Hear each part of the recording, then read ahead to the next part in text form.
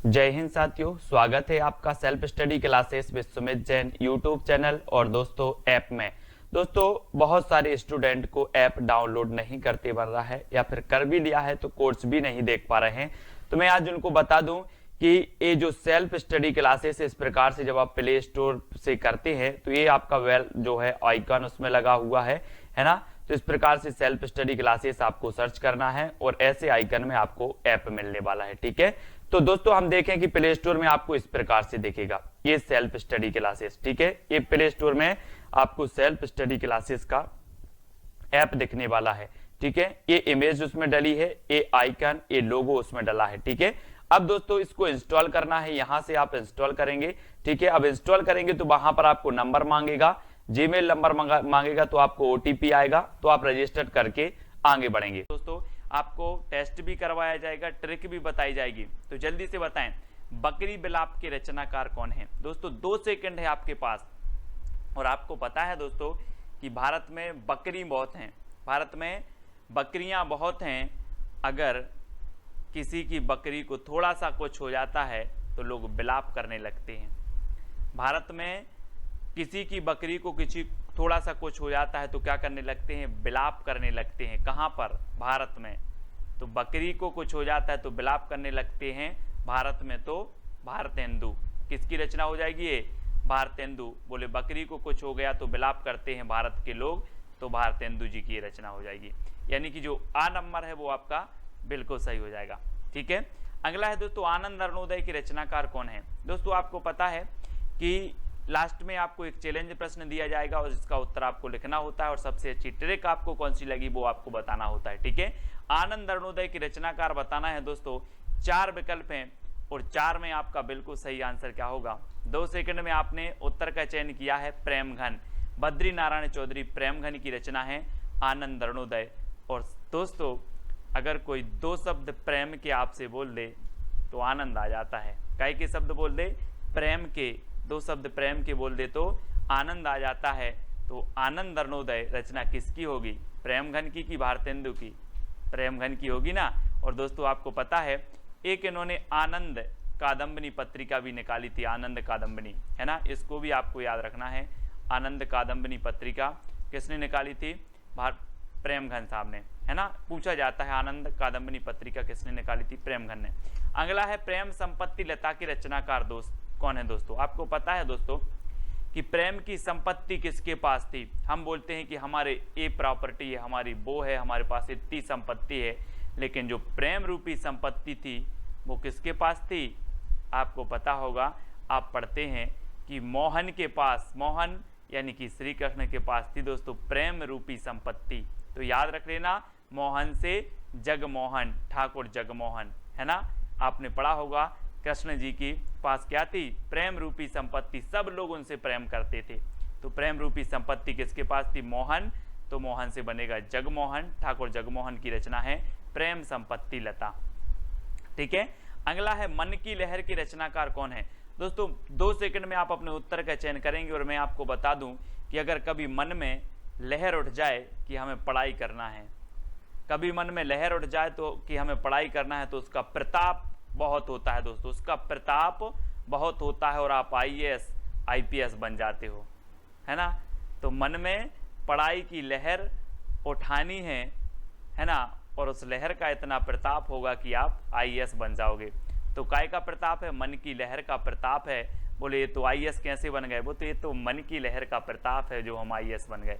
तो मन की लहर का प्रताप, इसलिए प्रताप नारायण मिश्र, यानी कि ये नंबर आपका बिल्कुल सही हो जाएगा। ठीक है, अगला क्वेश्चन है दोस्तों भारत 12 मासा के रचनाकार कौन है? 4 विकल्प हैं दोस्तों। हम देखते हैं कि भारत में नहीं सब जगह कितने मास होते हैं? 12 मास होते हैं, है ना, 12 महीना होते हैं। और आपको पता है कि भारत में 12 मासा जो है राधा और कृष्ण की क्या की जाती है? पूजा की जाती है। भारत में 12 मासा राधा कृष्ण की पूजा की जाती है। तो भारत 12 मासा के रचनाकार कौन होंगे? कौन होंगे? राधा कृष्ण दास, है ना। बोले सर भारत में 12 मासा राधा और कृष्ण की पूजा की जाती है, इसलिए राधा कृष्ण दास इसके रचयिता हो जाएंगे। ठीक है, पावस 50 की रचनाकार कौन है दोस्तों? 4 विकल्प हैं। तब तक मैं आपको बता दूं कि यहाँ पर ये क्या आ रहा है, पाँव, है ना, और ये क्या आ रहा है, 50। अब आपको पाँव 50 बार पढ़ना है, किसके, अम्बे। आप वो आरती करते ना, अम्बे तू है जगदम्बे काली, पढ़ते ना आरती, तो वो ही है, पाँव 50 बार पढ़ना है बोले अम्बे के, तो अम्बे से बनेगा अंबिका दत्त व्यास, अंबिका दत्त व्यास, पाँव 50, पावस 50, इस प्रकार से पावस 50, और अम्बे के पढ़ना है तो अंबिका दत्त व्यास की रचना होगी, कौन सी, पावस 50। कितने बार पढ़ना है, 50 बार, किसके, अम्बे के, तो अंबिका दत्त व्यास। ठीक है, अगला है भारत दुर्दशा के रचनाकार कौन है। दोस्तों आपको पता है कि भारत दुर्दशा, है ना, अब यहाँ पर भारत आ रहा है और भारत दुर्दशा, तो ये भी रचना किसकी होगी, भारतेंदु की होगी, है ना, भारत दुर्दशा भारतेंदु जी की रचना है ना। भारत भारती मैथिली शरण गुप्त की रचना है, भारत दुर्दशा भारतेंदु की है ना, कभी कभी कंफ्यूज हो जाते लोग, इस प्रकार से आपका डी नंबर बिल्कुल सही हो जाएगा। नेक्स्ट है भारत धर्म के रचनाकार कौन है दोस्तों, भारत धर्म, और आपको पता है कि भारत में जब लोग धर्म करते हैं तो दोस्तों किसके पास जाते हैं, अम्बे, अम्बे माता, है ना, काली जी के पास जाते हैं, बोले हम तो धर्म करने जा रहे हैं, कहाँ जा रहे हैं, बोले अम्बे के पास जा रहे हैं, अम्बे। तो भारत में धर्म करते हैं लोग अम्बे के पास जाकर के, तो अंबिका दत्त व्यास, है ना, अंबिका दत्त व्यास। भारत धर्म के रचनाकार कौन होंगे, अंबिका दत्त व्यास, यानी सा नंबर आपका बिल्कुल सही हो जाएगा। देश दशा के रचनाकार कौन है दोस्तों, देश दशा, देश दशा बताना है दोस्तों। अब क्या हुआ कि श्री कृष्ण और राधा, राधा और कृष्ण सोचते होंगे कि अपने समय में भारत की दशा बहुत अच्छी थी, है ना, बहुत प्रेम करते थे लोग, अब देखो देश की दशा कैसी हो गई, देश की दशा कैसी हो गई, कौन सोच रहे हैं, राधा कृष्ण, राधा कृष्ण, तो राधा कृष्ण दास, है ना, राधा कृष्ण दास, देश की दशा, है ना। अब याद रख लेना, कभी नहीं बोलना, कौन सोच रहे हैं देश की दशा कैसी हो गई, राधा कृष्ण दास, यानी डी नंबर आपका बिल्कुल सही हो जाएगा। ठीक है, अगला है लोकोक्ति शतक के रचनाकार कौन है दोस्तों। आपको पता है दोस्तों, लोकोक्ति मतलब लोक में प्रचलित जो उक्ति होती हैं, और लोक में प्रचलित जो उक्ति होती हैं इनका प्रताप बहुत होता है दोस्तों। आपने अंदाज किया होगा अपने आसपास पड़ोस में अपने जो बड़े बुजुर्ग होते हैं वो लोकोक्ति फेंक देते हैं, एक आध कुछ होता है और डायलॉग में लोकोक्ति फेंक देते हैं, तो लोकोक्ति का प्रताप बहुत होता है। क्या होता है, प्रताप। तो लोकोक्ति शतक के रचनाकार कौन होंगे, बोले सर लोकोक्ति का प्रताप होता है, इसलिए प्रताप नारायण मिश्र, लोकोक्ति शतक। ठीक है, याद रखेंगे, ये नंबर आपका बिल्कुल सही हो जाएगा। अगला है दोस्तों दशरथ विलाप, दशरथ विलाप के रचनाकार कौन है, 4 विकल्प हैं, और दोस्तों आपको पता है कि जो दशरथ विलाप है, ये दशरथ विलाप भारत के लोगों ने देखा कि अमेरिका के लोगों ने देखा। जब रामायण चल रही थी लॉकडाउन में, तो क्या चल रही थी, रामायण, और रामायण में जब वनवास हुआ राम जी को तो दशरथ विलाप कर रहे थे, और दशरथ विलाप कर रहे थे तो ये भारत के लोगों ने देखा, भारत के जन बच्चों ने देखा, तो दशरथ विलाप के रचनाकार कौन होंगे, भारत के ने देखा तो भारतेंदु, है ना, अमेरिका वालों ने तो नहीं देखा, है ना, भारत के लोगों ने देखा तो भारतेंदु। ठीक है, अगला है वर्षा विनोद और फूलों के गुच्छा के रचनाकार कौन है। दोस्तों आपको याद रख लेना है, भारतेंदु को भारत से जोड़ना है, बस भारतेंदु को भारत से। और आपको पता है कि भारत में ऐसी वर्षा होती है, ऐसी वर्षा होती है कि पेड़ों में एक फूल नहीं पूरा गुच्छा ही फूलता है ना। भारत में ऐसी वर्षा होती है कि पेड़ों में एक फूल नहीं पूरा फूल का गुच्छा फूलता है। कहाँ पर, भारत में। तो भारत में वर्षा होती है तो वर्षा विनोद, है ना, और फूलों का गुच्छा फूलता है तो फूलों का गुच्छा, ये भी भारतेंदु की है, वर्षा विनोद भी किसकी है, भारतेंदु की है। ठीक है, और एक जगत विनोद पूछी जाती है दोस्तों, जगत विनोद ये रत्नाकर जी की है ना, और आपने एक मिश्र बंधु की जो रचना है वो आपको बतानी है, वो कौन सी विनोद है ना। तो वर्षा विनोद और फूलों के गुच्छा किसकी है, भारतेंदु जी, यानी डी नंबर आपका बिल्कुल सही होगा। 100 अजान एक सुजान की रचनाकार कौन है दोस्तों, 100 अजान एक सुजान, बोले ऐसा क्या है सुजान में कि 100 अजान और एक सुजान, ऐसा क्या है सुजान में, तो बोले भैया सुजान के बाल बहुत अच्छे हैं। क्या हैं, सुजान, क्या आपने देखा होगा घनानंद जी की प्रेमिका का नाम था सुजान, है ना।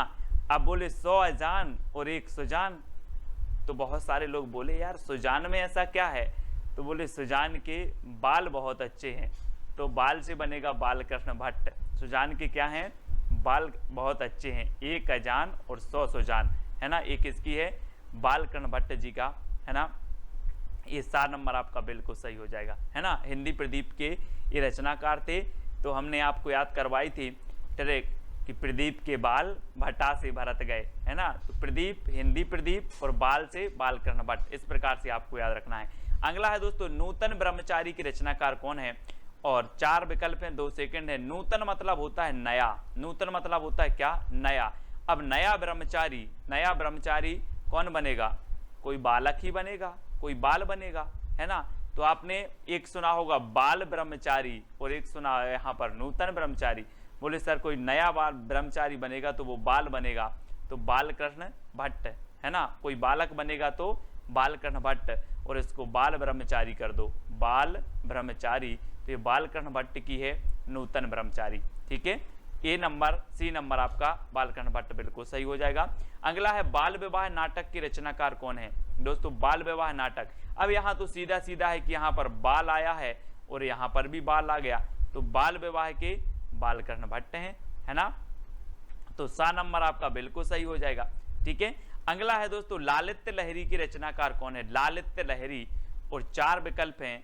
और दोस्तों आपको पता है कि कुछ लोग बहुत लालायत रहते हैं, काय के, प्रेम के। आपने वो गाना सुना होगा, कौन सा, कि हायो रब्बा दिल करता है देखो अजब तमाशे हैं, प्यार बांटने वाले देखो प्यार के कितने प्यासे हैं। तो कुछ दोस्तों क्या है, प्रेम के बहुत प्यासे रहते हैं, लालायत रहते हैं, लालायत। तो ये लालित्य से लालायत, है ना। तो लालित्य लहरी, अभी आपने साहित्य लहरी पढ़ी होगी, है ना, लेकिन अब लालित्य लहरी। तो ये लालित्य लहरी से लालायत, बोले लालायत रहते हैं काय के, प्रेम के। तो ये प्रेम की रचना है, प्रेम घन की रचना है, यानी बा नंबर आपका बिल्कुल सही हो जाएगा, ठीक है। लालायत रहते हैं काय के, प्रेम के। तो लालित्य लहरी प्रेम घन की है ना। और ललित ललाम एक पूछी जाती है, ललित ललाम मतीराम की रचना, है ना। तो ललित ललाम रीतिकाल में मतीराम की है। लालित लहरी ये भारतेंदु युग में प्रेम घन की है, क्योंकि लालित से लालायत रहते हैं प्रेम के, ठीक है। श्यामा लता और श्यामा सरोजनी, एक इसकी रचना है दोस्तों। आपको श्यामा से श्याम, और श्याम कृष्ण को बोलते हैं, और कृष्ण का दूसरा नाम क्या है, मोहन। तो मोहन की होगी जगमोहन सिंह ठाकुर, है ना। श्यामा लता और श्यामा सरोजनी, है ना। तो श्याम किसको बोलते हैं, मोहन को। तो ठाकुर जगमोहन सिंह की दोनों रचना है, श्यामा लता और श्यामा सरोजनी, ठीक है। किसकी है, जगमोहन सिंह की। अगला क्वेश्चन है बंदर सभा के रचनाकार कौन है दोस्तों। आपको पता है दोस्तों कि भारत में बंदर की भी सभा होती है, भारत में बंदर की भी सभा होती है। अमेरिका में नहीं होती, कहाँ होती है, भारत में। तो भारत में बंदर सभा होती है, तो बंदर सभा के रचनाकार कौन होंगे, कौन होंगे, बंदर सभा भारत में होती है तो कौन होंगे, भारतेंदु की प्रेम घन, भारतेंदु होगी ना, भारत में होती है बंदर सभा, तो भारतेंदु जी की रचना है, ठीक है।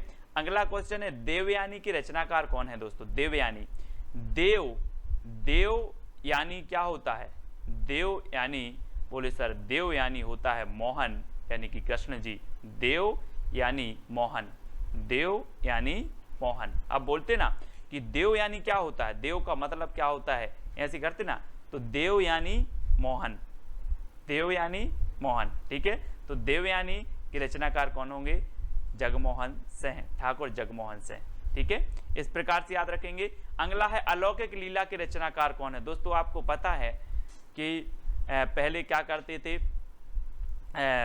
जो भगवान थे वो क्या करते थे, प्रेम करते थे, तो बोले ये तो अलौकिक लीला है। भगवान प्रेम करते थे तो अलौकिक लीला है।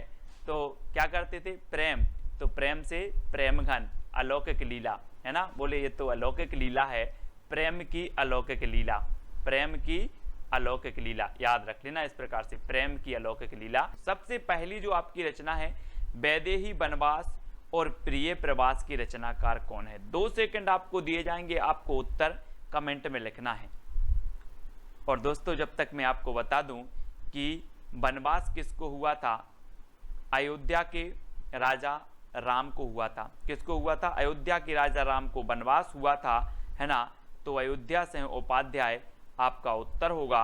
और जब ये वनवास हुआ तो ये अपने प्रिय को लेकर प्रवास कर गए थे, वन को प्रवास कर गए थे, है ना। तो प्रिय को, तो प्रिय प्रवास, है ना। और अयोध्या के राजा किसको? राम को वनवास हुआ था, तो वैदेही वनवास हुआ था अयोध्या के राजा राम को, तो अयोध्या से उपाध्याय हरिऔध की रचना होगी। और ये प्रिय को ले गए थे, तो प्रिय प्रवास भी इन्हीं की रचना होगी। ठीक है, अब दोस्तों याद रख लेना है, ये दोनों ही रचना वैदेही वनवास और प्रिय प्रवास किसकी हैं? उपाध्याय हरिऔध जी की हैं। और प्रिय प्रवास ये हिंदी का खड़ी बोली का प्रथम महाकाव्य है। खड़ी बोली का प्रथम महाकाव्य माना जाता है प्रिय प्रवास। ठीक है, इसको याद रखेंगे। अगला है मिलन, पथिक, मानसी, स्वप्न के रचनाकार कौन है? तो रचनाकार कौन है दोस्तों? आपका बिल्कुल सही आंसर होगा, वो कौन होंगे? उत्तर आपका सही हो जाएगा दोस्तों, राम नरेश त्रिपाठी। कौन है? त्रिपाठी। यानी कि आपका जो विकल्प नंबर सी है वो बिल्कुल सही हो जाएगा। ठीक है, मिलन, पथिक, मानसी और स्वप्न, ये राम नरेश त्रिपाठी की चारों रचनाएं हैं। इनको याद कर लेना, इनका क्रम भी यही है दोस्तों। मिलन के पथ में मानसी का स्वप्न देखा, मिलन के पथ में मानसी, इनका क्रम भी सबसे पहले मिलन, फिर पथ, फिर मानसी और स्वप्न, इनका क्रमबद्ध भी कई बार पूछा जाता है। तो आपको याद रख लेना, मिलन के पथ में मानसी का स्वप्न देखा, ये राम नरेश त्रिपाठी की रचनाएं हैं, है ना। कैसे याद करोगे? मिलन के पथ में मानसी का स्वप्न देखा, ये राम नरेश त्रिपाठी जी की रचनाओं का एक ट्रिक हो जाएगी जो आपको याद रख लेना है। और ये रचनाएं त्रिपाठी जी की हैं। ठीक है, अगला है दोस्तों कृषक क्रंदन के रचनाकार कौन हैं? दोस्तों आपको पता है कि जब इस प्रकार से पानी नहीं गिरता तो कृषक क्या करता है? क्रंदन करता है। और क्रंदन इसका ईश्वर के पास गया, गया क्या? क्रंदन गया, तो क्रंदन गया, तो गया से गया प्रसाद शुक्ल स्नेही, क्रंदन गया, तो गया प्रसाद शुक्ल स्नेही, तो कृषक का क्रंदन गया, तो गया प्रसाद शुक्ल स्नेही की रचनाकार जो है कृषक क्रंदन की रचनाकार हो जाएंगे। इस प्रकार से अब कभी भी आपकी रचना पूछेगी, बोली कृषक क्रंदन, तो आपको याद आएगा क्रंदन गया, तो गया प्रसाद शुक्ल स्नेही। अगला हिंडोला की रचनाकार कौन है दोस्तों? चार विकल्प है, चार में से आपको बताना है। और आपको पता है कि आपको याद कर लेना है जगन्नाथ का हिंडोला, जगन्नाथ का हिंडोला, यानी कि जो सी नंबर है वो बिल्कुल सही हो जाएगा, जगन्नाथ का हिंडोला। तो हिंडोला रचना और ये किसकी हो जाएगी? जगन्नाथ दास रत्नाकर। ये देखो चित्र में जगन्नाथ का हिंडोला, जगन्नाथ का हिंडोला। अब कभी भूलोगे आप? नहीं भूल पाओगे। जगन्नाथ का हिंडोला, बोले हिंडोला रचना किसकी है? बोले जगन्नाथ दास रत्नाकर, है ना। सी नंबर आपका बिल्कुल सही हो जाएगा। अगला है संपत्ति शास्त्र की रचनाकार कौन है? दोस्तों चार विकल्प हैं, चार में से चयन करना है। और आपको पता है अगर आप महावीर की भक्ति करोगे तो आपके पास संपत्ति की कमी नहीं रहेगी।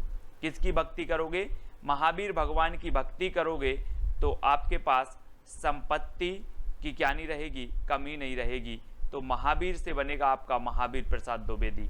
ठीक है, महावीर से क्या बनेगा? महावीर प्रसाद द्विवेदी। इस प्रकार से आपको याद रखना है। ठीक है, बोले महावीर की भक्ति करेंगे तो संपत्ति की कमी नहीं रहेगी। महावीर प्रसाद द्विवेदी, इनके नाम पर द्विवेदी योग का नाम पड़ा था। ठीक है, भारत भारती की रचनाकार कौन है दोस्तों? चार विकल्प हैं भारत भारती। और आपको पता है कि हम भारत भारती की शरण में हैं। हम लोग क्या हैं? भारत भारती की, माँ भारती की शरण में है कि नहीं है? चित्र में देखो जरा, माँ भारती की शरण में है हम लोग, है ना, माँ भारती की शरण में। तो भारत भारती की शरण, तो मैथिली शरण गुप्त। भारत भारती की शरण में है तो मैथिली शरण गुप्त, है ना, शरण गुप्त, मैथिली शरण गुप्त कि इसके रचनाकार हो जाएंगे, है ना। रस कलश के रचनाकार कौन है दोस्तों? रस कलश, ये देखो, रस का कलश औंधा दिया, औंध दिया, है ना, रस का कलश औंध दिया। तो रस कलश के रचनाकार कौन होंगे? औंध दिया तो हरिऔध, है ना। रस का कलश हरि के ऊपर औंध दिया, हरि मतलब भगवान, भगवान के ऊपर औंध दिया। तो रस कलश हरि के ऊपर औंध दिया। चित्र में देखो, हरि के ऊपर औंध दिया, है ना, औंध दिया ना, तो हरिऔध, रसकलश रचनाकार हरिऔध की है। ठीक है, अगला है काव्य मंजूषा के रचनाकार कौन है। दोस्तों 4 विकल्प हैं, 4 सेकंड में आप उत्तर बताएंगे। ट्रिक भी आपके सामने है कि महावीर का काव्य मंजूषा पढ़ती है। महावीर का काव्य कौन पढ़ती है, मंजूषा पढ़ती है।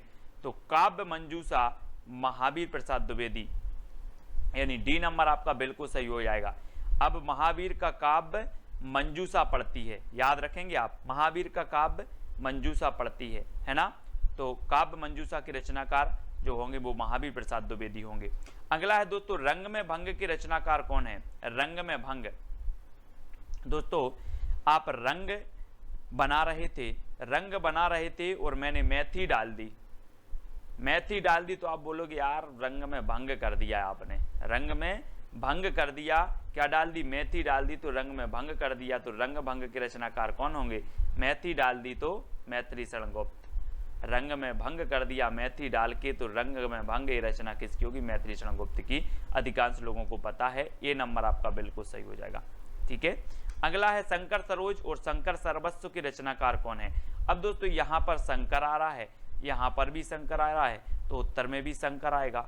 नाथूराम शर्मा शंकर, शंकर सरोज और शंकर सर्वस्व के रचनाकार कौन है, नाथूराम शर्मा शंकर हैं, यानी यह नंबर आपका बिल्कुल सही हो जाएगा। ठीक है, अगला है राम रावण विरोध की रचनाकार कौन है। दोस्तों राम और रावण का क्या है, एक दूसरे से विरोध चलता था, और राम और रावण के विरोध में कोई राय नहीं देना, है ना। मैंने कहा राम और रावण के विरोध में राय नहीं देना, तो कुछ लोग बोले सर राय देवी, अपन तो राय देवी, तो राय देवी, राम रावण के विरोध में अपन तो राय देवी, तो राय देवी प्रसाद पूर्ण। राम रावण के विरोध में राय देवी, तो राय देवी प्रसाद पूर्ण। ठीक है, ठीक है, राम रावण के विरोध में राय देवी, तो राय देवी प्रसाद पूर्ण, सा नंबर इसका सही हो जाएगा। ठीक है, प्रवासी के रचनाकार कौन है। 4 विकल्प हैं दोस्तों। आपको पता है प्रवासी मतलब क्या होता है। प्रवासी पक्षी नाम सुना होगा। प्रवासी पक्षी मौसम के अनुसार जहां भी उनके अनुकूल मौसम होता है वहां चले जाते, मतलब यहां वहां भागते रहते हैं। वैसे ही प्रवासी यहां वहां भागते हैं, मतलब यहां वहां अपने लोचन से देखते रहते हैं, कहां मौका है कहां अच्छा है वहां भागते रहते हैं। तो कैसे देखते हैं, अपने लोचन से देखते हैं, लोचन से, प्रवासी लोचन से देखते हैं कि हमें किस ओर जाना है, कहां भागना है प्रवासी लोग। तो लोचन प्रसाद पांडे की रचना हो जाएगी प्रवासी। ठीक है, याद रख लेना। अगला है वीर बालक के रचनाकार कौन है। नाथूराम शर्मा शंकर, लोचन प्रसाद पांडे, राय देवी प्रसाद पूर्ण या फिर लाला भगवान दीन। और वीर बालक के जो रचनाकार हैं, आपको पता है दोस्तों कि जब भगवान का जन्म होता है तो वीर बालक के रूप में होता है। आपने देखा होगा, इतनी सारी लीलाएं देखी होंगी, है ना। कृष्ण की ही बात कर लो, कृष्ण जी का जन्म हुआ, भगवान का जन्म हुआ तो वीर बालक के रूप में हुआ। तो भगवान का जन्म होता है तो कैसे होता है, वीर बालक के रूप में। तो वीर बालक के रचनाकार कौन होंगे, लाला भगवान दीन, लाला भगवान दीन, है ना। भगवान का जन्म वीर बालक के रूप में होता है, तो वीर बालक के रचनाकार लाला भगवान दीन। ठीक है, अगला है दोस्तों रामचरित चिंतामणि की रचनाकार कौन है। और 4 विकल्प हैं, रामचरित उपाध्याय, लोचन प्रसाद पांडे, राय देवी प्रसाद पूर्ण या फिर लाला भगवान दीन।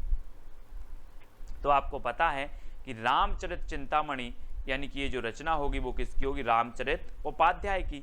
रामचरित चिंतामणि के रचनाकार रामचरित उपाध्याय, यानी आपका 1 नंबर बिल्कुल सही हो जाता है। ठीक है, ए नंबर। नेक्स्ट है भारत गीत की रचनाकार कौन है दोस्तों। 4 विकल्प हैं। हमने भारत भारती पढ़ा था, किसका, भारत भारती, अपने मैथिली शरण गुप्त की रचना पढ़ी थी। ठीक है, और ये भारत गीत पूछा गया है, तो पाठक लोग क्या करते, भारत के गीत गाते हैं। पाठक भारत के गीत गाते हैं। कौन गाते हैं, पाठक, तो श्रीधर पाठक। तो पाठक भारत के गीत गाते हैं, तो भारत गीत की रचनाकार कौन होंगे, श्रीधर पाठक, यानी सा नंबर आपका बिल्कुल सही हो जाएगा, सा नंबर। ठीक है, अगला है आवाहन की रचनाकार कौन है दोस्तों। आहान जिसे बोलते हो आप, आहान की रचनाकार कौन है, तो वो है बालकृष्ण शर्मा नवीन, है ना। और दोस्तों आज कृष्ण जन्माष्टमी भी है, तो हम कृष्ण का क्या करते हैं, आवाहन करते हैं, कृष्ण जी आओ मेरे मन मंदिर में विराजमान हो जाओ, है ना। इस प्रकार से क्या करते, आवाहन करते हैं, कृष्ण जी आओ और मेरे मन मंदिर में विराजमान हो जाओ। तो किसका आह्वान करते हैं हम, कृष्ण का। तो बालकृष्ण शर्मा नवीन की रचना कौन सी है, आवाहन, है ना। यानी बा नंबर आपका बिल्कुल सही हो जाएगा, बा नंबर। नेक्स्ट है यशोधरा और साकेत की रचनाकार कौन है। 4 विकल्प हैं और 4 में से चयन करना है। और रामचरित उपाध्याय, बालकृष्ण शर्मा नवीन, मैथिली शरण गुप्त, लाला भगवान दीन। तो आपका बिल्कुल सही आंसर होगा दोस्तों कि यशोधरा और साकेत ने मैथिली, है ना। जब 10वीं पास हो जाती है उसके बाद सब्जेक्ट लेना पड़ता है इस प्रकार से। तो यशोधरा और साकेत ने क्या ली, मैथिली। तो यशोधरा और साकेत की रचनाकार कौन होंगे, मैथिली शरण गुप्त, मैथिली शरण गुप्त। अब याद रख लेना, यशोधरा और साकेत ने मैथिली, यशोधरा और साकेत ने क्या ली, मैथिली। तो मैथिली शरण गुप्त की रचना होगी। ये खंड काव्य है यशोधरा और ये साकेत महाकाव्य है, इसमें 12 सर्ग हैं, है ना, याद रखना। और 12वें सर्ग में उर्मिला और लक्ष्मण का मिलन भी है। नेक्स्ट है स्वदेशी कुंडल की रचनाकार कौन है। दोस्तों अब अगर कोई कुंडल खरीदना है, किसी को मतलब सोने के कुंडल खरीदना है, तो अपन क्या करेंगे, स्वदेशी की राय दोगे कि चाइना की खरीदवा दोगे। स्वदेशी की राय देवी, स्वदेशी की राय देवी।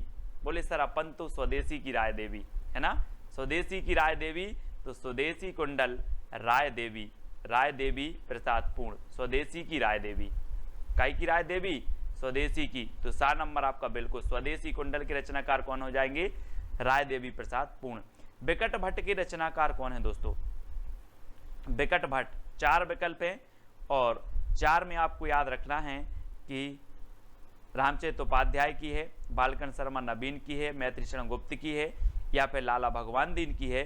तो याद रख लेना है आपको, आपका सही उत्तर हो जाएगा मैथिली शरण गुप्त की। मैथिली का विकेट गिर गया, मैथिली का विकट गिर गया, मैथिली का दे देखो विकट गिर गया। तो बिकट भट्ट की रचनाकार कौन होंगे, बोले सर मैथिली का विकट गिर गया, विकट गिर गया तो मैथिली शरण गुप्त, ठीक है, विकट गिर गया और बिकट भट्ट मैथिली शरण गुप्त, है ना। अगला है उद्धव शतक और गंगा अवतरण की रचनाकार कौन है।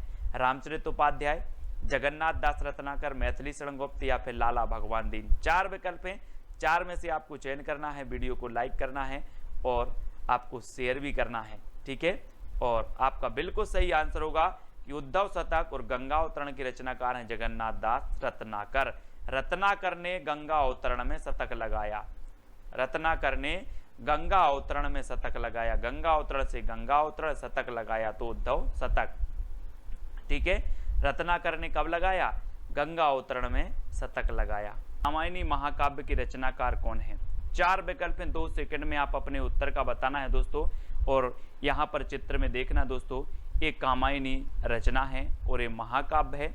और आपको पता है कि आप कामना करने जाते हो कहाँ पर, जय शंकर की प्रसाद, शंकर जी के पास जाते हो ना, भगवान मुझे परीक्षा पास करवा देना, तो क्या करने जाते हो, कामना करने जाते हो। तो कामायनी महाकाव्य किसका होगा, शंकर जी के पास जाते हो तो जय शंकर प्रसाद, ठीक है। और एक कामायनी दोस्तों आपको ये आपको रचना दिख रहा है, ये रचना है, ये बुक है और ये जयशंकर प्रसाद जी की है, ठीक है। और ये महाकाव्य है, कितने सर्गों का महाकाव्य है, 15 सर्गों का महाकाव्य है दोस्तों। और 1935 में ये प्रकाशित हुआ था, ठीक है।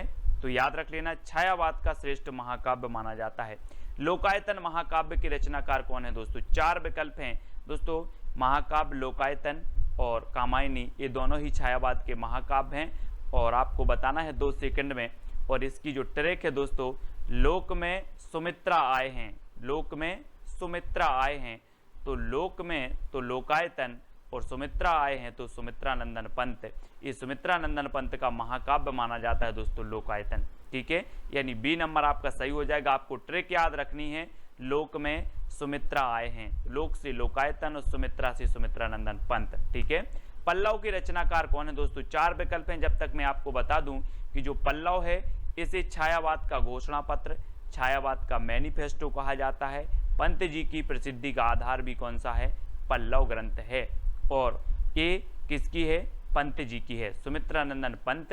और इन्हें प्रकृति का चेतेरा कवि भी कहा जाता है ना। प्रकृति का सुकुमार कवि, प्रकृति का चेतेरा कवि, और दोस्तों सुमित्रा से पल्लव पड़ा है। आप बोलते ना कि किससे पाला पड़ गया यार, वही है, सुमित्रा से पाला पड़ा है, सुमित्रा से पल्लव पड़ा है। ठीक है, तो सुमित्रा से पल्लव पड़ा तो सुमित्रा नंदन पंत की रचना हो जाएगी पल्लव। तुलसीदास के रचनाकार कौन है? 4 विकल्प हैं, जयशंकर प्रसाद, सुमित्रा नंदन पंत, निराला, महादेवी वर्मा। और आपको पता है दोस्तों तुलसीदास एक श्रेष्ठ कवि हैं और तुलसीदास रचना भी है, तो तुलसीदास निराला कवि है, तुलसीदास निराला कवि है, तो तुलसीदास तो निराला कवि है ही दोस्तों, और तुलसीदास जो रचना है ये भी निराली रचना है, यानी कि निराली से और निराला से आपका निराला सा नंबर सही हो जाएगा। आपको याद रख लेना तुलसीदास निराला कवि है। ठीक है, तो ये तुलसीदास रचना निराला की हो जाएगी। ठीक है, अगला है दोस्तों राम की शक्ति पूजा के रचनाकार कौन है? बहुत ही बढ़िया रचना है और मोस्ट इंपॉर्टेंट है दोस्तों। और राम की शक्ति की पूजा कौन करते हैं? निराले व्यक्ति करते हैं, है ना, या फिर राम की शक्ति पूजा निराली है। राम की शक्ति पूजा निराली है, राम की शक्ति पूजा निराले व्यक्ति करते हैं, तो राम की शक्ति पूजा के रचनाकार कौन होंगे? कौन होंगे? निराला, यानी कि जो सा नंबर है वो आपका बिल्कुल सही हो जाएगा। यामा के रचनाकार कौन है दोस्तों? यामा, जैसे कि 1982 में ज्ञानपीठ पुरस्कार मिला था दोस्तों, और आपको पता है कि आप बोलते ना या माँ बोलते किसे? महादेवी को, महादेवी को माँ बोलते हैं, तो ये यामा भी रचना किसकी हो जाएगी? महादेवी वर्मा की हो जाएगी। ठीक है, याद रख लेना। छायावाद की श्रेष्ठ कवित्री हैं दोस्तों, इन्हें आधुनिक मीरा भी कहा जाता है ना। आधुनिक मीरा किसे कहा जाता है? तो महादेवी वर्मा को, है ना। और चित्ररेखा के रचनाकार कौन है? 4 विकल्प हैं, 2 सेकंड है दोस्तों आपके, और आपको बताना है, और आपका बिल्कुल यहाँ पर सही हो जाएगा। चित्ररेखा ए राम कुमार वर्मा, यानी कि जो सा नंबर है वो बिल्कुल सही हो जाएगा। दोस्तों आपको पता है राम कुमार का चित्र रेखा ने देखा, चित्र रेखा, तो राम कुमार का चित्र रेखा ने देखा, ये आपकी ट्रिक है। तो चित्र रेखा, है ना, चित्र रेखा ने देखा, किसका? राम कुमार का। तो चित्र रेखा के रचनाकार कौन होंगे? राम कुमार वर्मा। अब याद रख लेना आप कैसे याद रखोगे? राम कुमार का चित्र रेखा ने देखा, तो चित्र रेखा राम कुमार वर्मा की रचना हो जाएगी। ठीक है, अगला है निहार, रश्मि, नीरजा, सांदगीत और दीपशिखा के रचनाकार कौन है? 4 विकल्प आपके पास, जयशंकर प्रसाद, सुमित्रा नंदन पंत, राम कुमार वर्मा, महादेवी वर्मा। इनमें से 2 सेकंड में आपको बताना है कि निहार, रश्मि, नीरजा, है ना, सांदगीत और दीपशिखा। और आपको पता है दोस्तों कि ये पूरी ही रचनाएं किसकी हैं? महादेवी वर्मा की हैं। महादेवी वर्मा, यानी कि 4 नंबर आपका बिल्कुल सही हो जाएगा। अब यहाँ पर देखो दोस्तों, सबसे पहले क्या होता है प्रभात में? सबसे पहले जब हमारा सुबह होता है, प्रभात होता है, तब निहार आता है। निहार यानी कि ओस आता है कि सुबह सुबह की नहीं, ओस आता है, तो निहार आता है, निहार। ठीक है, फिर क्या आती है? रश्मि, यानी कि सूरज की ज्योति आती हैं, तो रश्मि आती है। ठीक है, फिर रश्मि आती है, और फिर दोस्तों नीरजा खिलती है, यानी कि जो है कमल खिलता है ना, कमल खिलता है, तो नीरजा खिलता है। ठीक है, फिर सांदगीत में हम क्या करते हैं? सांदगीत की बेला आती है, शाम को सांदगीत की बेला आती है, और उसके बाद हम महादेवी को क्या जलाते हैं? दीपशिखा जलाई जाती है, महादेवी को दीपशिखा जलाई जाती है। तो अब याद रख लेना, आप थोड़ा सा अपना मुंह ऊपर करो और देखो कि सबसे पहले प्रभात आता है ना, प्रभात आता है, फिर दोस्तों रश्मि आती है ना, फिर रश्मि आती है, फिर नीरजा खिलता है, फिर सांदगीत गाते हैं, सांदगीत की बेला आती है, और फिर महादेवी के सामने हम दीपशिखा जलाते हैं। तो ये चारों ही रचनाएं जो हो जाएंगी, 5 रचनाएं किसकी होंगी? महादेवी वर्मा की। ठीक है, इस प्रकार से याद रखेंगे। और अगला देखो दोस्तों, नए पत्ते की रचनाकार कौन है? जयशंकर प्रसाद, सुमित्रा नंदन पंत, निराला, महादेवी वर्मा। कौन है? ये सारी की सारी रचनाएं, ये सारी की सारी जो PDF स्टडी मटेरियल है दोस्तों, वो ज्वाइन मेंबर को ज्वाइन व्हाट्सएप ग्रुप में मिल पाएंगे। ठीक है, नए पत्ते के रचनाकार कौन है? और आपको पता है दोस्तों, ये नए पत्ते है ना, ये किसकी रचना है? सूर्यकांत त्रिपाठी, निराला। और आपने पेड़ में देखे होंगे जब नए पत्ते आते हैं तो बिल्कुल निराले पत्ते होते हैं। कैसे होते हैं? निराले होते हैं, नए पत्ते निराले होते हैं। तो नए पत्ते के रचनाकार कौन होंगे? निराला जी। ठीक है, अगला है निर्माल्य एक तारा के रचनाकार कौन है। 4 विकल्प हैं, बहुत ही बढ़िया प्रश्न है। और दोस्तों आपको पता है कि निर्मल एक तारा का वियोगी है, निर्मल एक तारा का वियोगी है, तो निर्मल से निर्माल्य, एक तारा से एक तारा का वियोगी है, सो मोहनलाल महतो वियोगी। ये वियोगी की रचनाएं हैं कौन सी, निर्मल और एक तारा।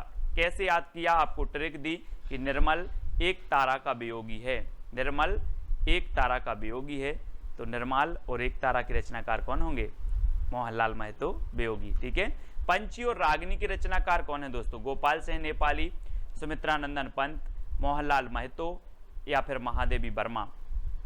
पंछी और रागिनी, और प्रश्न क्रमांक 11 में आपका बिल्कुल सही आंसर होगा रागिनी का नेपाली पंछी, रागिनी का नेपाली पंछी। तो रागिनी से रागिनी और नेपाली से हो जाएंगे आपके कौन, गोपाल सिंह नेपाली, और पंछी से पंछी। तो पंछी और रागिनी जो रचना है वो किसकी है, गोपाल सिंह नेपाली की। आपको ट्रिक याद रखना है, रागिनी का नेपाली पंछी, रागिनी का नेपाली पंछी। तो रागिनी और पंछी ये गोपाल सिंह नेपाली की रचना हो जाएंगी। ठीक है। अगला है दोस्तों अमृत और विष की रचनाकार कौन है। अमृत और विष 4 विकल्प हैं, और दोस्तों अगर आपने विष को अमृत समझकर पी लिया तो आपका उदय नहीं हो पाएगा। फिर क्या नहीं हो पाएगा, उदय नहीं हो पाएगा। तो अमृत और विष के रचनाकार कौन होंगे, बोले सर हमने विष को अमृत समझकर पी लिया और फिर उदय नहीं हुआ कभी। तो उदय शंकर भट्ट है ना, उदय शंकर भट्ट। और ये एक रचना अमृत और विष अमृतलाल नागर की भी है, कंफ्यूज नहीं होना। और ये अमृत और विष जो रचना है ये किसकी है, उदय शंकर भट्ट की भी है। ठीक है। तो डी नंबर आपका बिल्कुल सही है। कलापी के रचनाकार कौन है, कलापी। दोस्तों यहां पर देखो कला, एक कला लिखा है और आप बोलते हो सर मुझे कला सीखना है। मैंने बोला कितनी कला सीखना है, तो आपने कहा सर मुझे 80 कला सीखना है। कितनी सीखना है, 80। तो कला से कलापी और कला सीखना है कितनी, 80। तो आरसी प्रसाद सिंह, आरसी 80 से आरसी प्रसाद सिंह की रचना है कलापी, कई बार पूछी गई है। अब कभी नहीं भूलना कितनी कला सीखना है, 80 कला सीखना है, 80। ठीक है। अगला है अंतर्ध्वनि के रचनाकार कौन है दोस्तों। अंतर्ध्वनि, अंतर की ध्वनि मतलब अंदर की ध्वनि को जानो, अंतर की ध्वनि को जानना है। तो जानना है तो जनार्दन झा, जनार्दन है ना, अंतर्ध्वनि को क्या करना है, जानना है, जनार्दन, जनार्दन झा द्विज की रचना हो जाएगी बी नंबर। अंतर्ध्वनि के रचनाकार कौन है आपसे पूछा जाएगा, तो आप बोलोगे सर अंतर की ध्वनि को जानना है तो जनार्दन झा। ठीक है। अगला है मानसी, राका और विसर्जन की रचनाकार कौन है दोस्तों। एक मानसी राम त्रिपाठी जी की भी है। ठीक है, और याद रख लेना है। और ये मानसी जो रचना है ये आपकी उदय शंकर भट्ट की भी है। ठीक है, ऐसे आप याद रखेंगे मानसी, राका और विसर्जन।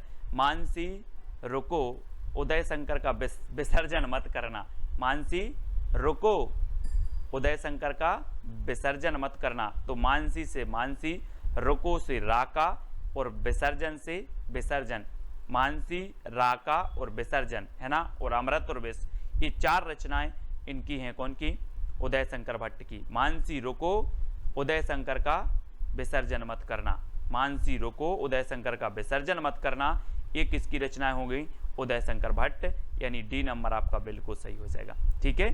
अगला है कुकुरमुत्ता के रचनाकार कौन है। 4 विकल्प हैं दोस्तों, जरा इस चित्र को देखो। कुकुरमुत्ता ये किसकी है, ये देखो बिल्कुल निराला होता है दोस्तों। ये कुकुरमुत्ता देखो कैसा छत्ता सा बना है, निराला ही होता है। आप देखो जरा, निराला, ये निराला होता है कुकुरमुत्ता। तो ये कुकुरमुत्ता के रचनाकार कौन होंगे, निराला है ना। बोले सर कुकुरमुत्ता चित्र में देखा ये निराला होता है, तो निराला की रचना हो जाएगी, ये सूर्यकांत त्रिपाठी निराला। ठीक है। अगला देखो खादी के फूल की रचनाकार कौन है। 4 विकल्प हैं और दोस्तों ये संयुक्त रचना मानी जाती है 2 कवियों की। और वो कवि कौन से हैं, बच्चन के पंती ने खादी के फूल पहने। अपन बोलते ना नाती पंती, तो बच्चन के पंती ने खादी के फूल पहने, याद रख लेना है ना। बच्चन के पंती ने खादी के फूल पहने, तो ये खादी के फूल रचना है और बच्चन के पंती ने पहनी। तो बच्चन और पंत, बच्चन और पंत की ये संयुक्त रचना मानी जाती है दोनों की, यानी कि विकल्प नंबर आपका सा जो है वो बिल्कुल सही हो जाएगा।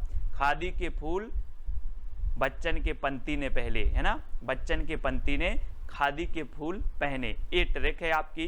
तो खादी के फूल जो रचना है ये बच्चन और पंत की हो जाएगी, ठीक है, इसको आप याद रखेंगे। अगला है करुणालय और आंसू की रचनाकार कौन है। दोस्तों आपको ट्रिक कौन सी अच्छी लगी है वो आप बता देना, और आप ज्वाइन व्हाट्सएप ग्रुप से ज्वाइन होना चाहते हैं, है ना, जुड़ना चाहते हैं, तो आपको चैनल के ज्वाइन मेंबर बनना पड़ेगा। ज्वाइन मेंबर का अलग से व्हाट्सएप ग्रुप है और जो है सब्सक्राइबर मेंबर का अलग से व्हाट्सएप ग्रुप है, ठीक है। तो ज्वाइन मेंबर को विशेष जो है यहाँ पर स्टडी मटेरियल प्रेषित किया जाता है दोस्तों, और सब्सक्राइब मेंबर को टेस्ट आदि बहुत सारी चीज़ें करवाई जाती हैं। तो आप ज्वाइन मेंबर बनना चाहते हैं तो चैनल के ज्वाइन बटन पर क्लिक करें और वहाँ से आप कुछ राशि पे करके जो है ज्वाइन मेंबर बन सकते हो। करुणालय और आंसू की रचनाकार कौन है। दोस्तों आपको पता है कि करुणालय आंसू, करुणा के आंसू हम पढ़ते ना, करुणा के आंसू शंकर जी के सामने करुण के आंसू, ऐसे लिख लो, शंकर जी के सामने करुण के आंसू बहाते हैं, करुणा के आंसू बहाते हैं, करुण से करुणा कर दो, करुणा के आंसू बहाते हैं, किसके सामने,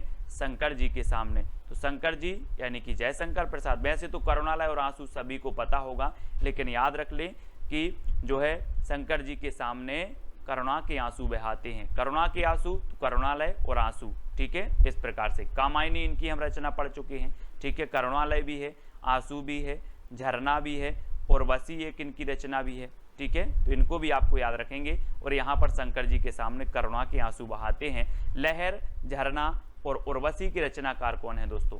4 विकल्प हैं, 4 में से आपको बताना है, और यहाँ पर आपका जो बिल्कुल सही आंसर हो जाएगा वो क्या हो जाएगा, लहर। यहाँ पर देखो दोस्तों ये शंकर जी बैठे हुए हैं, है ना, शंकर जी बैठे हैं और यहाँ से इनके जटों से लहर निकली, तो लहर निकली तो मानो ऐसा लग रहा था कि झरना निकला है, कोई झरना, है ना। और जब लोगों ने देखा तो लोगों के उर बसी, लोगों के उर मतलब हृदय, और हृदय में बसी, तो ऐसी लहर निकली कि झरना लग रहा था।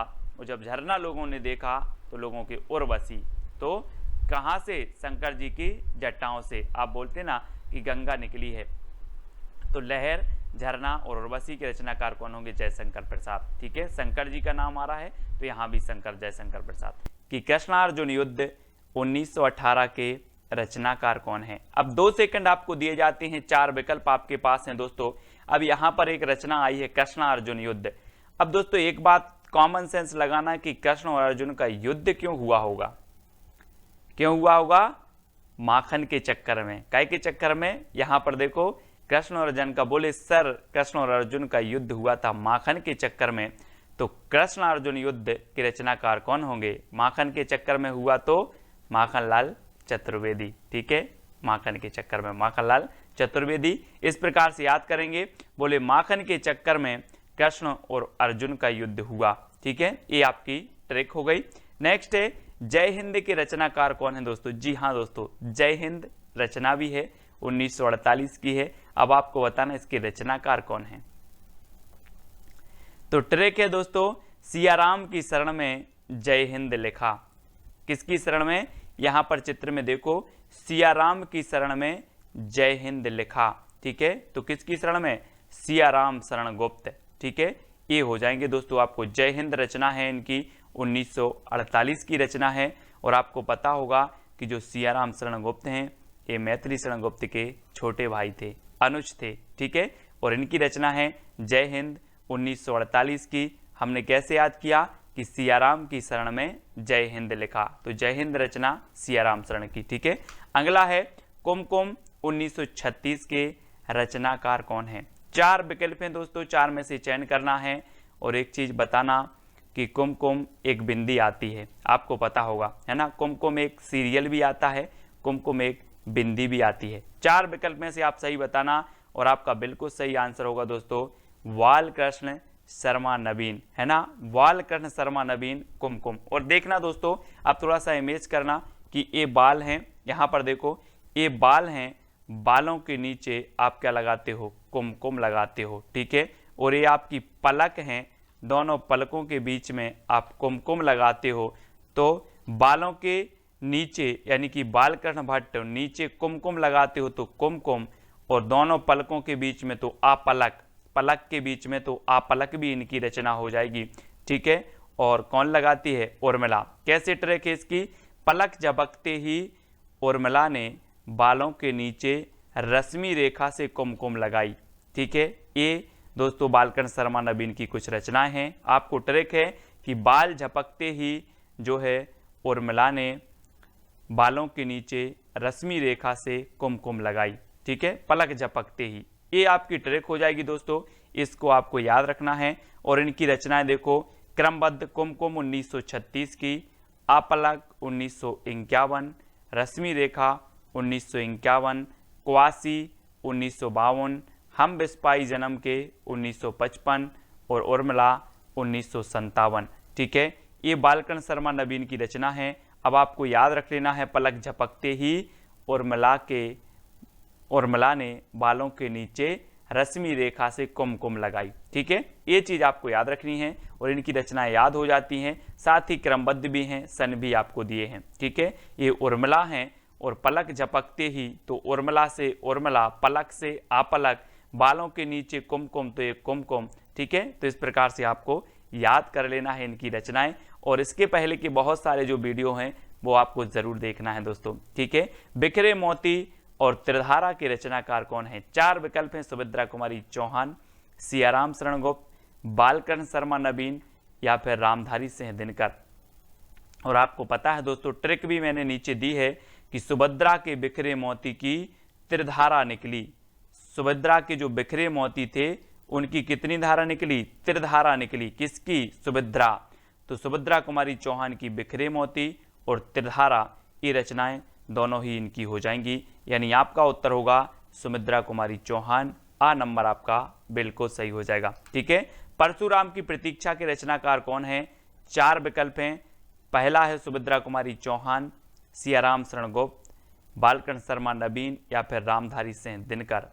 और आपको पता है दोस्तों कि रामधारी सिंह दिनकर को अनल का कवि कहा जाता है, ओज का कवि कहा जाता है। और परशुराम की प्रतीक्षा इनकी दोस्तों बहुत ही बढ़िया रचना है, कई बार पूछी गई है। नीचे ट्रिक दी है कि परशुराम की प्रतीक्षा में उर्वशी और रश्मि ने कुरुक्षेत्र में हुंकार भरी, है ना।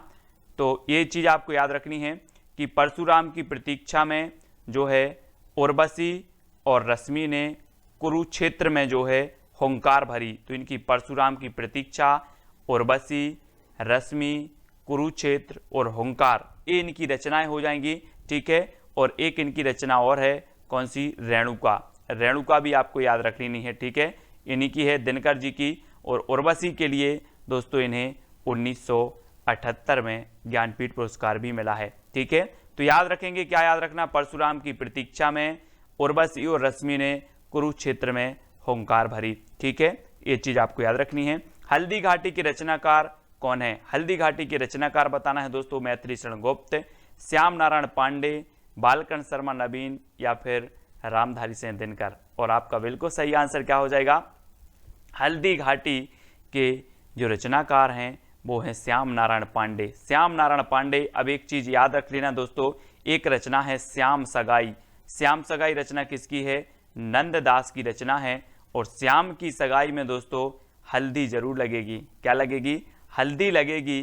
तो हल्दी लगेगी तो हल्दी घाटी के रचनाकार कौन होंगे? श्याम। श्याम की सगाई में हल्दी लगेगी। ठीक है, श्याम की सगाई में क्या लगेगी? हल्दी लगेगी।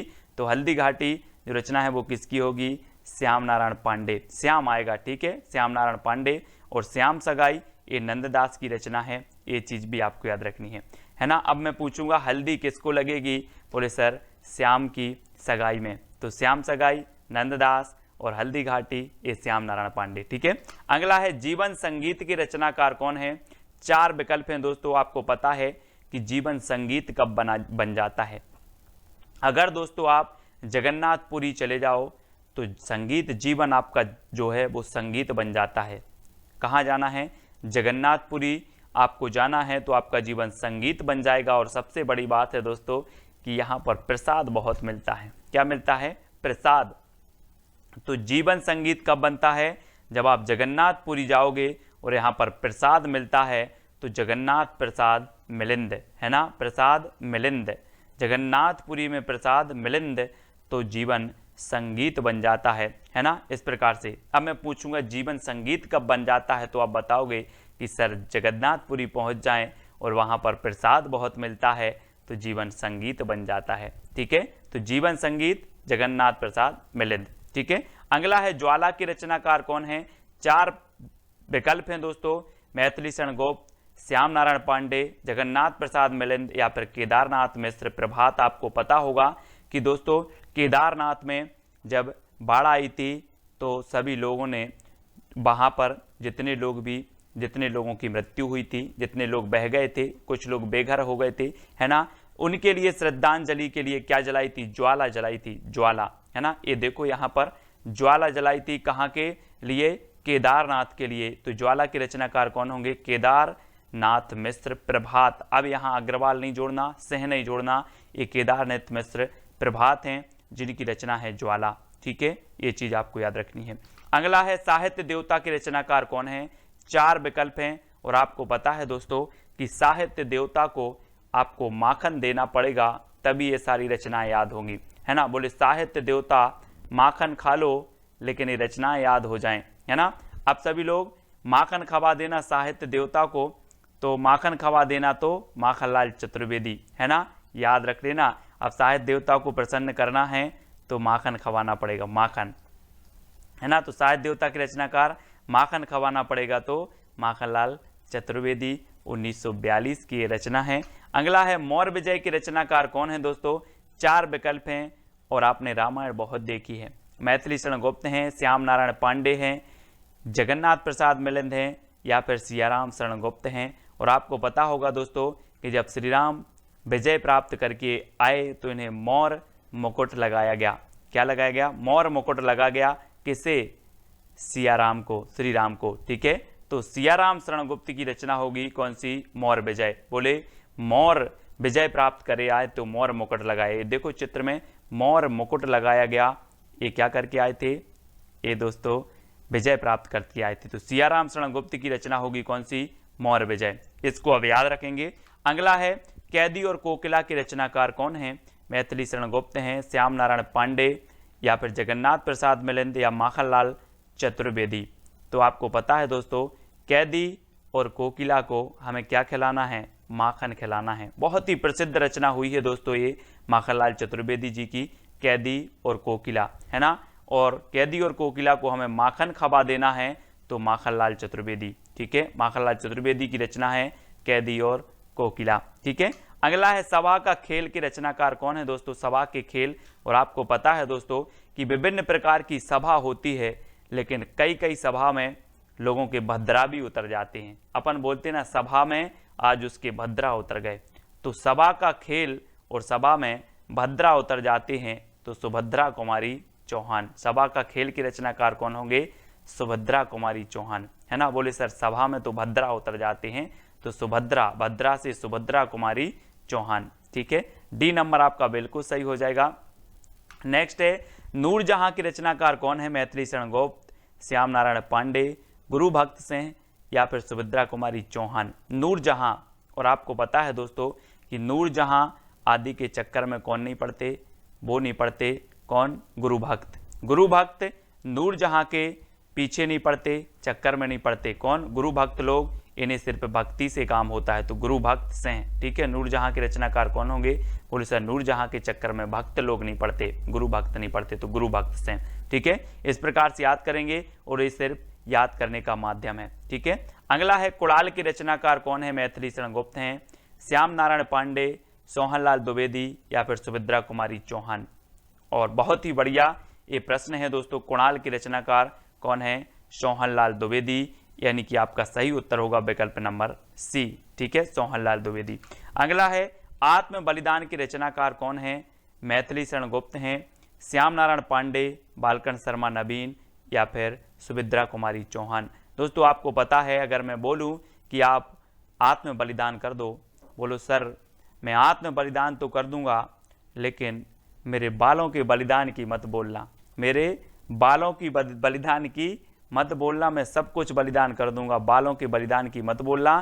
तो आत्म बलिदान की रचनाकार कौन होंगे, बालकृष्ण भट्ट। बाल की मत नहीं, बाल की मत बोलना, है ना, ठीक है। तो बालकृष्ण भट्ट हमने याद किया था दोस्तों, एक हिंदी प्रदीप की रचनाकार थे बालकृष्ण भट्ट। ये बालकृष्ण शर्मा नवीन है, लेकिन हिंदी प्रदीप के हमने देखे थे कि प्रदीप के बाल भट्टा से भरत गए, है ना। तो प्रदीप यानी हिंदी प्रदीप और हिंदी प्रदीप के संपादक बालकृष्ण भट्ट।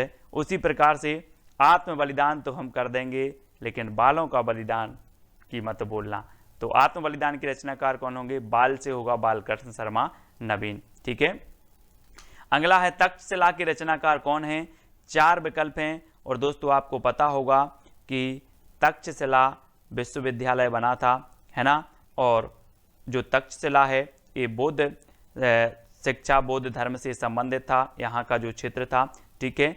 और तक्षशिला का क्या हुआ था? भारत में उदय हुआ था। तक्षशिला का भारत में उदय हुआ था। तो तक्षशिला के रचनाकार कौन होंगे? तक्षशिला का उदय यानी कि उदय शंकर भट्ट, ठीक है। उदय शंकर भट्ट, अमृत और विष इनकी एक रचना हमने पढ़ी थी, है ना।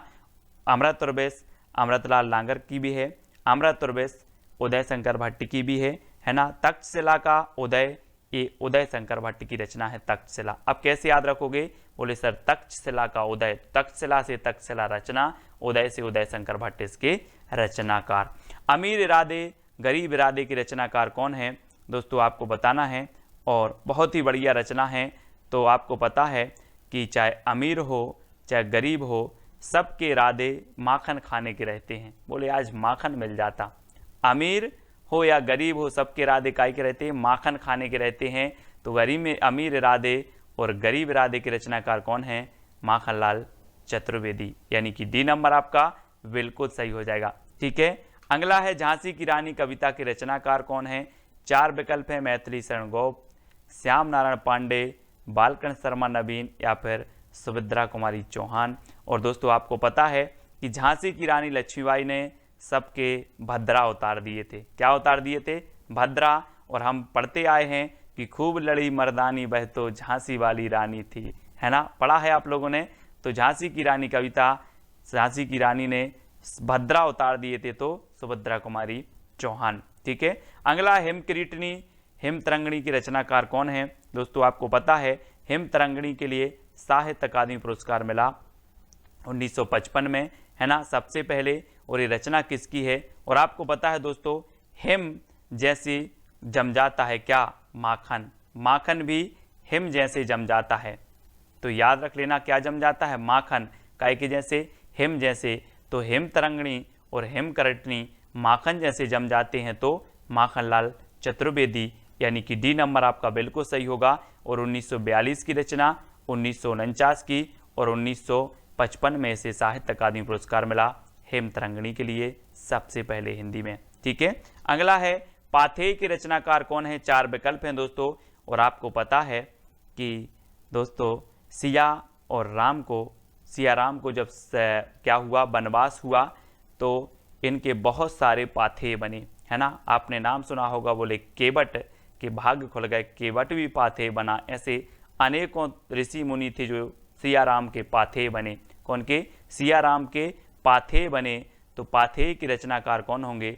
सियाराम शरण गुप्त, सियाराम शरण गुप्त, ठीक है। तो सियाराम के पाथेय इस प्रकार से आपको याद रख लेना। बोले सियाराम के बहुत सारे पाथेय बने। नींद के बादल 1947 के रचनाकार कौन है?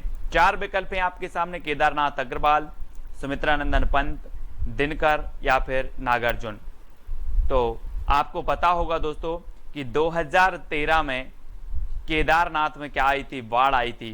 केदारनाथ में बाढ़ आई थी। ऐसा लग रहा था कि बादल जो है नींद में सो गए हैं, है ना। तो नींद के बादल कहाँ आए थे? केदारनाथ में। नींद के बादल आए थे केदारनाथ में। तो नींद के बादल के जो रचनाकार होंगे वो कौन होंगे? केदारनाथ अग्रवाल। और यहाँ पर देखो केदारनाथ में नींद के बादल आए और यहाँ पर तबाही मची थी, है ना। तो केदारनाथ में नींद के बादल, इस प्रकार से आपको याद रखना है, ठीक है। अब आपसे कभी भी पूछा जाएगा नींद के बादल के रचनाकार कौन है, तो आप बता दोगे सर नींद के बादल तो केदारनाथ में आए थे, मतलब केदारनाथ अग्रवाल, ठीक है।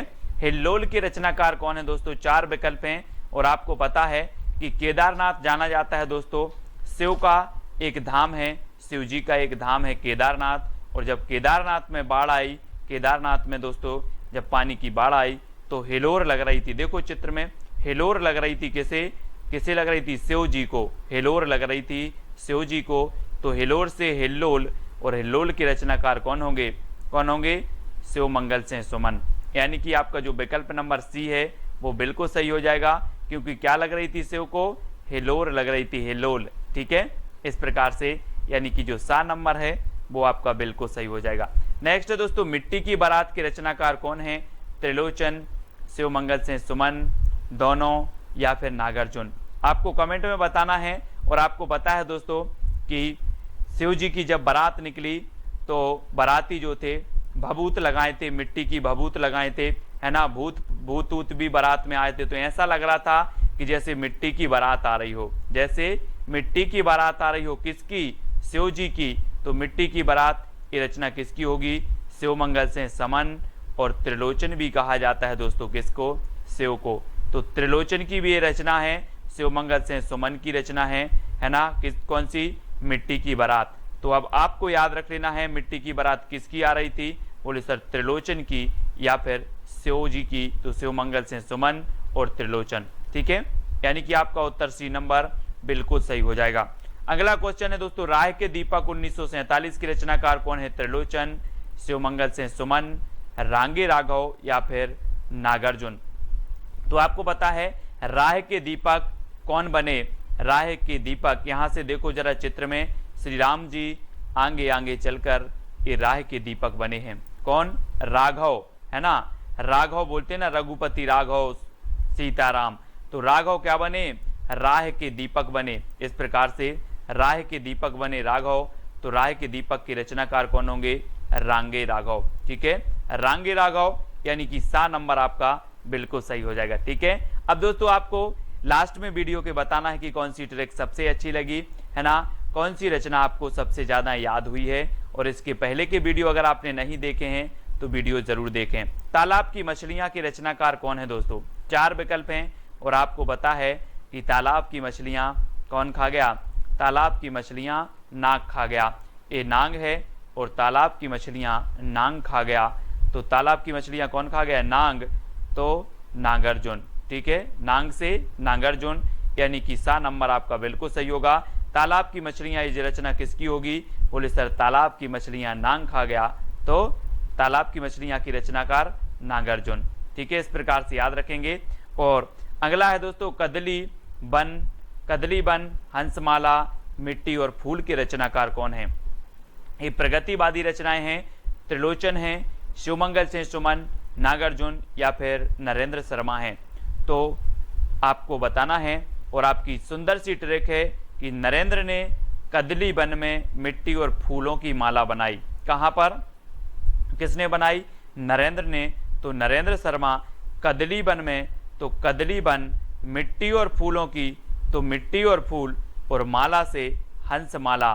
ठीक है, तो हंसमाला ये रचना हो जाएंगी किसकी? नरेंद्र शर्मा की। अब याद रख लेना है कि नरेंद्र ने कदली वन में मिट्टी और फूलों की माला बनाई। ये आप याद रखेंगे तो नरेंद्र शर्मा की जितनी भी रचनाएं हैं वो आपको याद हो जाएंगी। ठीक है, अगला है दोस्तों, युगवाणी ग्राम्या के रचनाकार कौन है? 4 विकल्प हैं। सुमित्रानंदन पंत जी हैं, शिवमंगल सिंह सुमन हैं, नागार्जुन, या फिर नरेंद्र शर्मा हैं। तो युग की वाणी और ग्राम्या, इसके रचनाकार कौन माने जाते हैं? आपको पता है दोस्तों, सुमित्रानंदन पंत ये प्रगतिवाद के प्रवर्तक माने जाते हैं। और युगांत, युगवाणी, ये जो रचनाएं हैं ग्राम्या, ये किसकी हो जाएंगी? ये हो जाएंगी आपकी दोस्तों आपके सुमित्रानंदन पंत जी की। पंत जी यानी कि जो आ नंबर है वो आपका बिल्कुल सही हो जाएगा, ग्राम्या और युगवाणी। ठीक है, तो ये चीज आपको याद रखनी है, ये नंबर आपका बिल्कुल सही हो जाएगा। अगला है दोस्तों, पिघलते पत्थर 1946 के रचनाकार कौन है? आपको पता है दोस्तों कि पत्थर कैसा भी हो, या पत्थर दिल बोलते ना अपन, कि वो तो पत्थर दिल है। कोई भी पत्थर दिल हो रघुवीर के पास आ जाए तो पिघलते पत्थर भी पिघल जाते हैं, पत्थर दिल भी पिघल जाते हैं। तो पिघलते पत्थर कहाँ पर? पिघलते पत्थर कहाँ पर? रांगे राघव के पास, राघव के दरबार में पिघलते पत्थर तो रांगे राघव की रचना है 1946 की ये रचना है।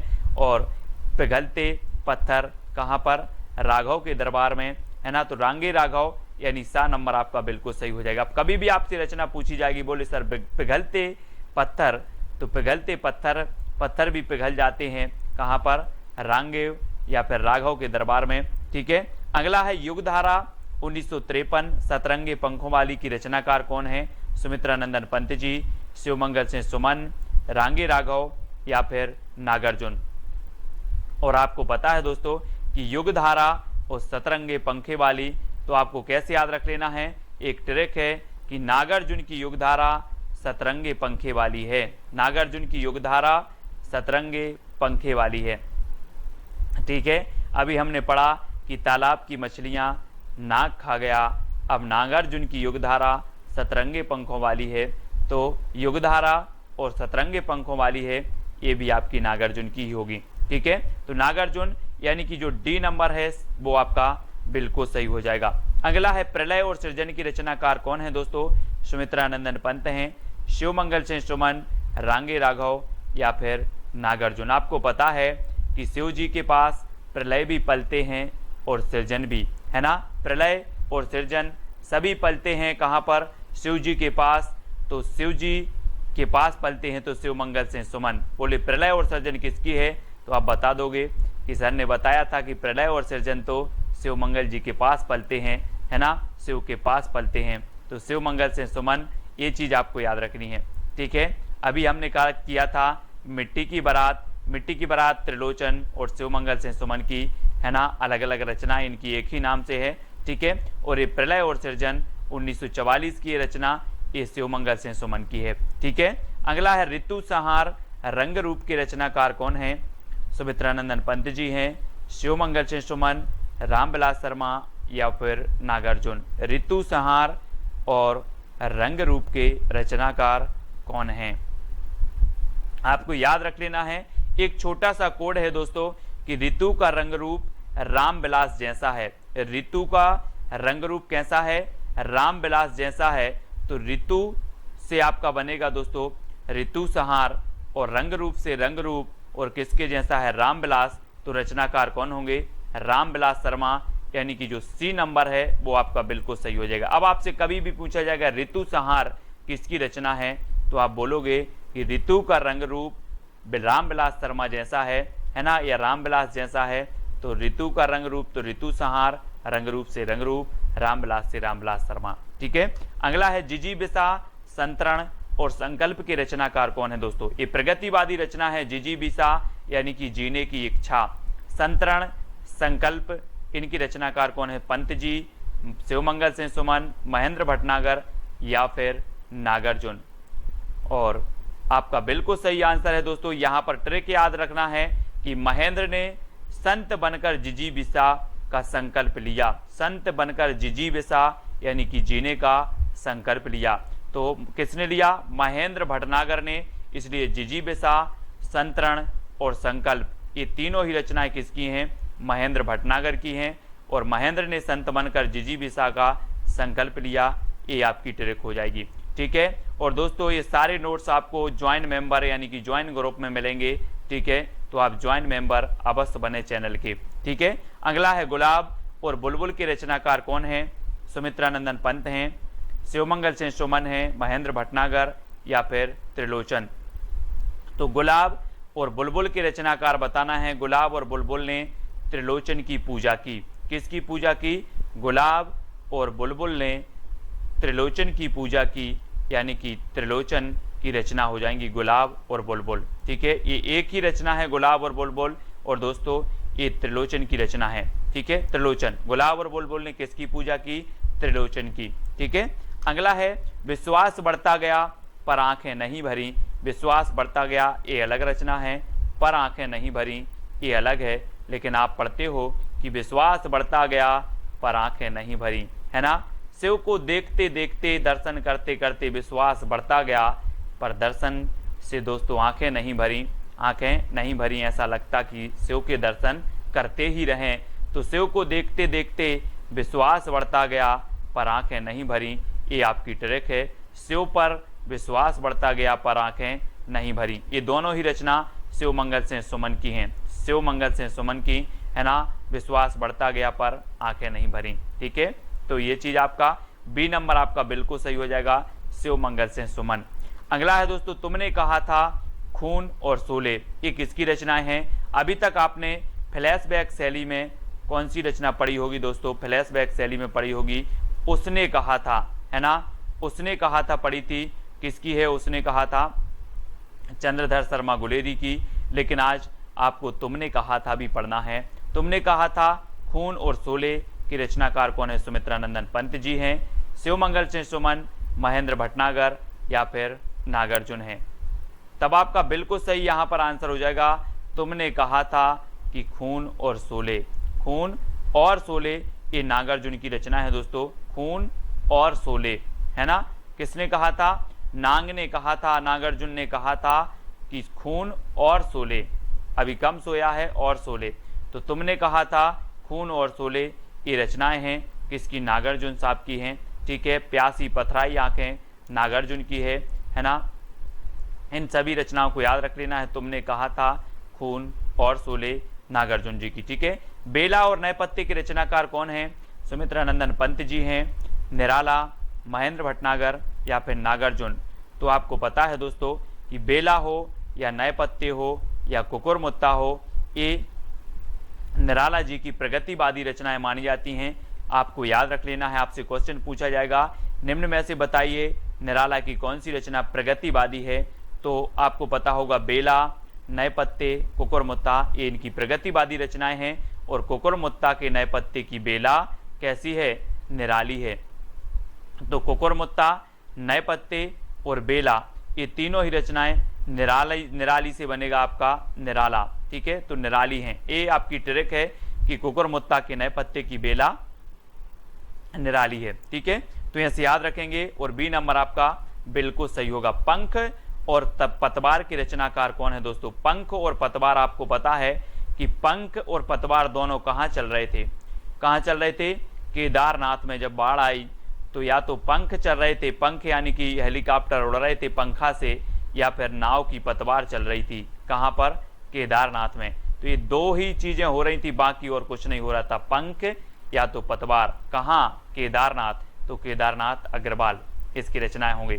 अब कभी भी पूछा जाएगा कि पंख और पतवार के रचनाकार कौन है, तो आप बोलोगे कि पंख चल रहा था या फिर पतवार चल रही थी। कहाँ पर? केदारनाथ। तो केदारनाथ अग्रवाल, ठीक है। इस प्रकार से कटे अंगूठे के बंधनवार की रचनाकार कौन है? कटे अंगूठे सुमित्रा नंदन पंत की है, निराला, केदारनाथ अग्रवाल या फिर शिव मंगल सिंह सुमन की है।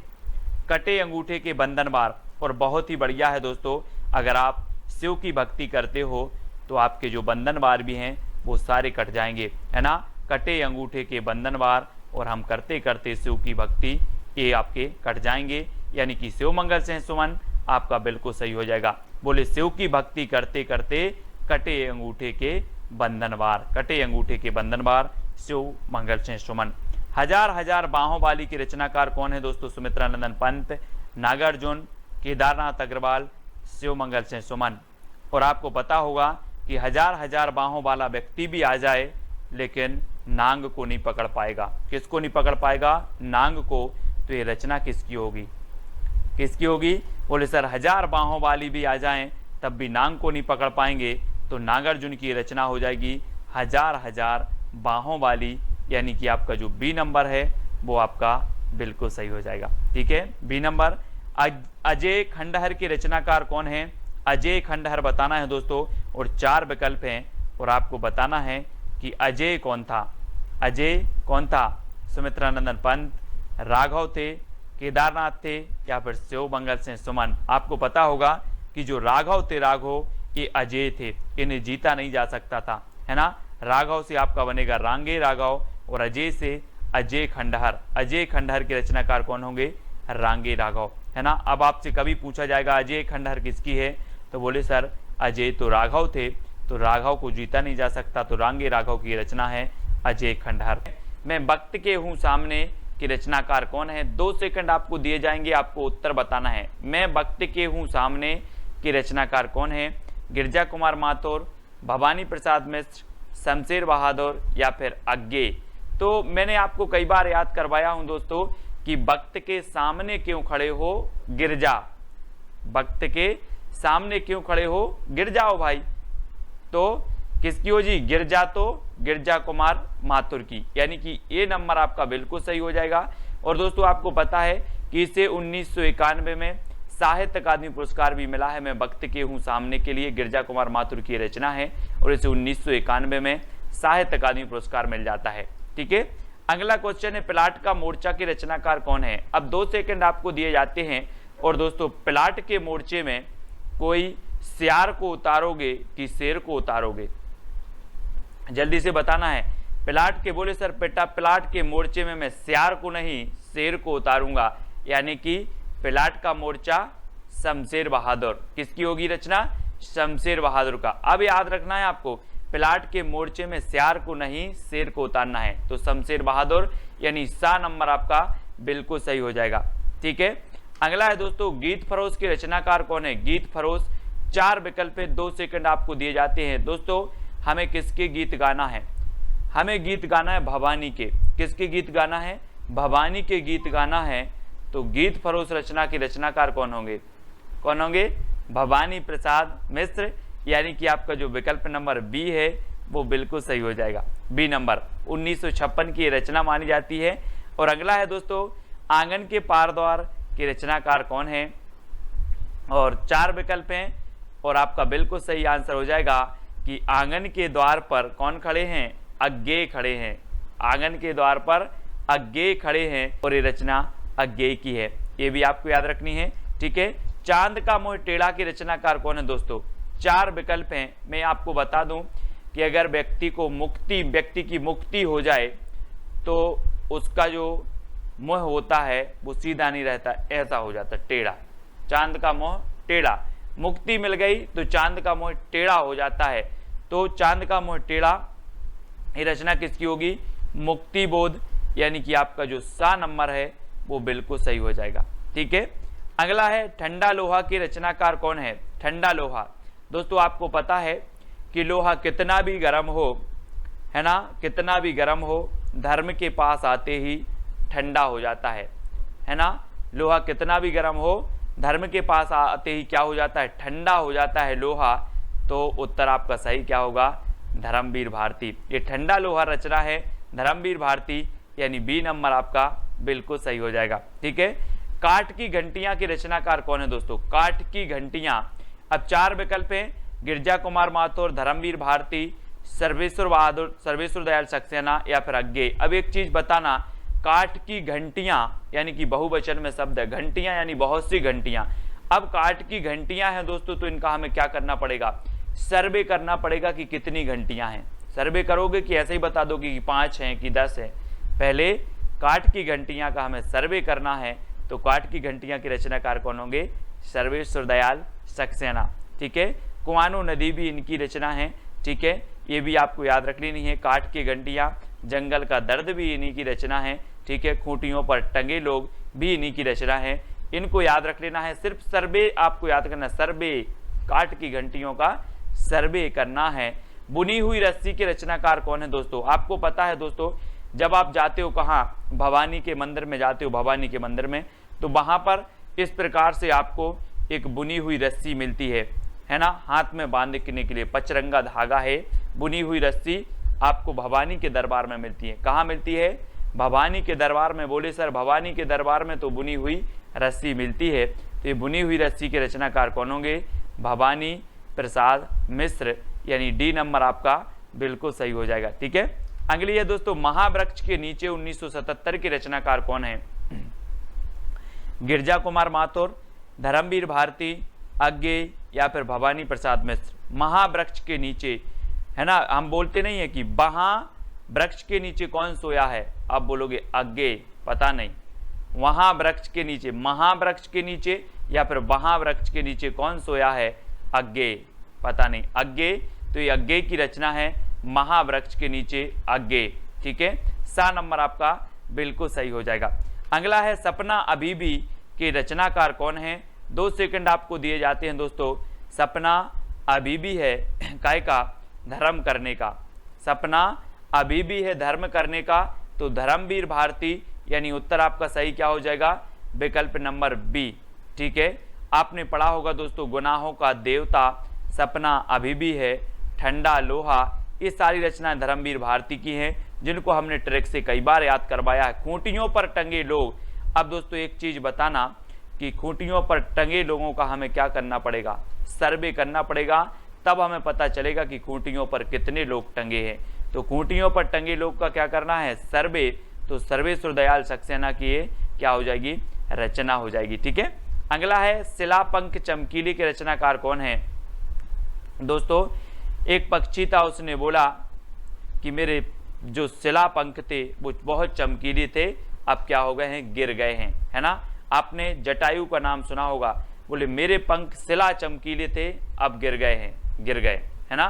तो शिलापंख चमकीले ये किसकी रचना होगी, गिरजा कुमार माथुर। गिरजा कुमार माथुर, यानी कि ए नंबर आपका बिल्कुल सही हो जाएगा। ठीक है, अगला है कामायनी एक पुनर्विचार की रचनाकार कौन है। दोस्तों आपको पता है कि कामायनी एक पुनर्विचार, और बहुत सारे लोग मुक्ति के लिए कहते हैं, मुक्ति मिल जाए भगवान, एक बार पुनर्विचार कर लो, है ना। कामायनी पुनर्विचार, कामायनी एक पुनर्विचार, काय के लिए, मुक्ति के लिए एक पुनर्विचार, तो मुक्ति बोध की रचना हो जाएगी कामायनी एक पुनर्विचार।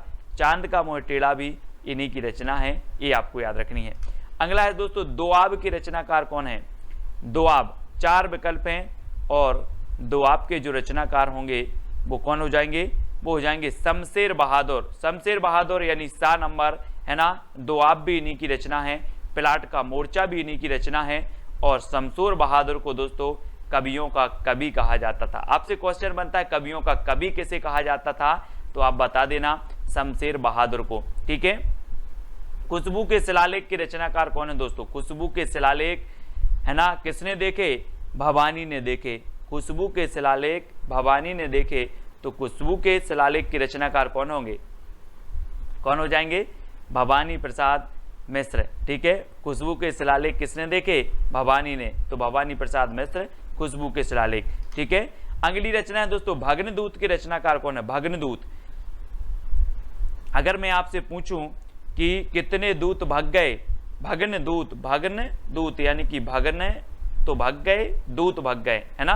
तो कितने दूत भग गए, तो आप बोलोगे सर अग्गे पता नहीं कितने दूत भग गए, है ना। तो ये, है ना, ये हो जाएगी अग्गे की रचना भग्नदूत। ठीक है, अगला है भूरी भूरी खाक धूल की रचनाकार कौन है। दोस्तों आपको पता है कि जब व्यक्ति को मुक्ति मिल जाए तो उसकी ये जो भूरी भूरी भूरा भूरा शरीर है, ये सब खाक धूल में मिल जाता है।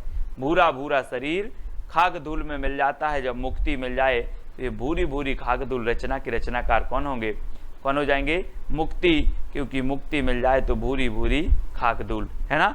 अगला है दोस्तों धूप के धान की रचनाकार कौन है।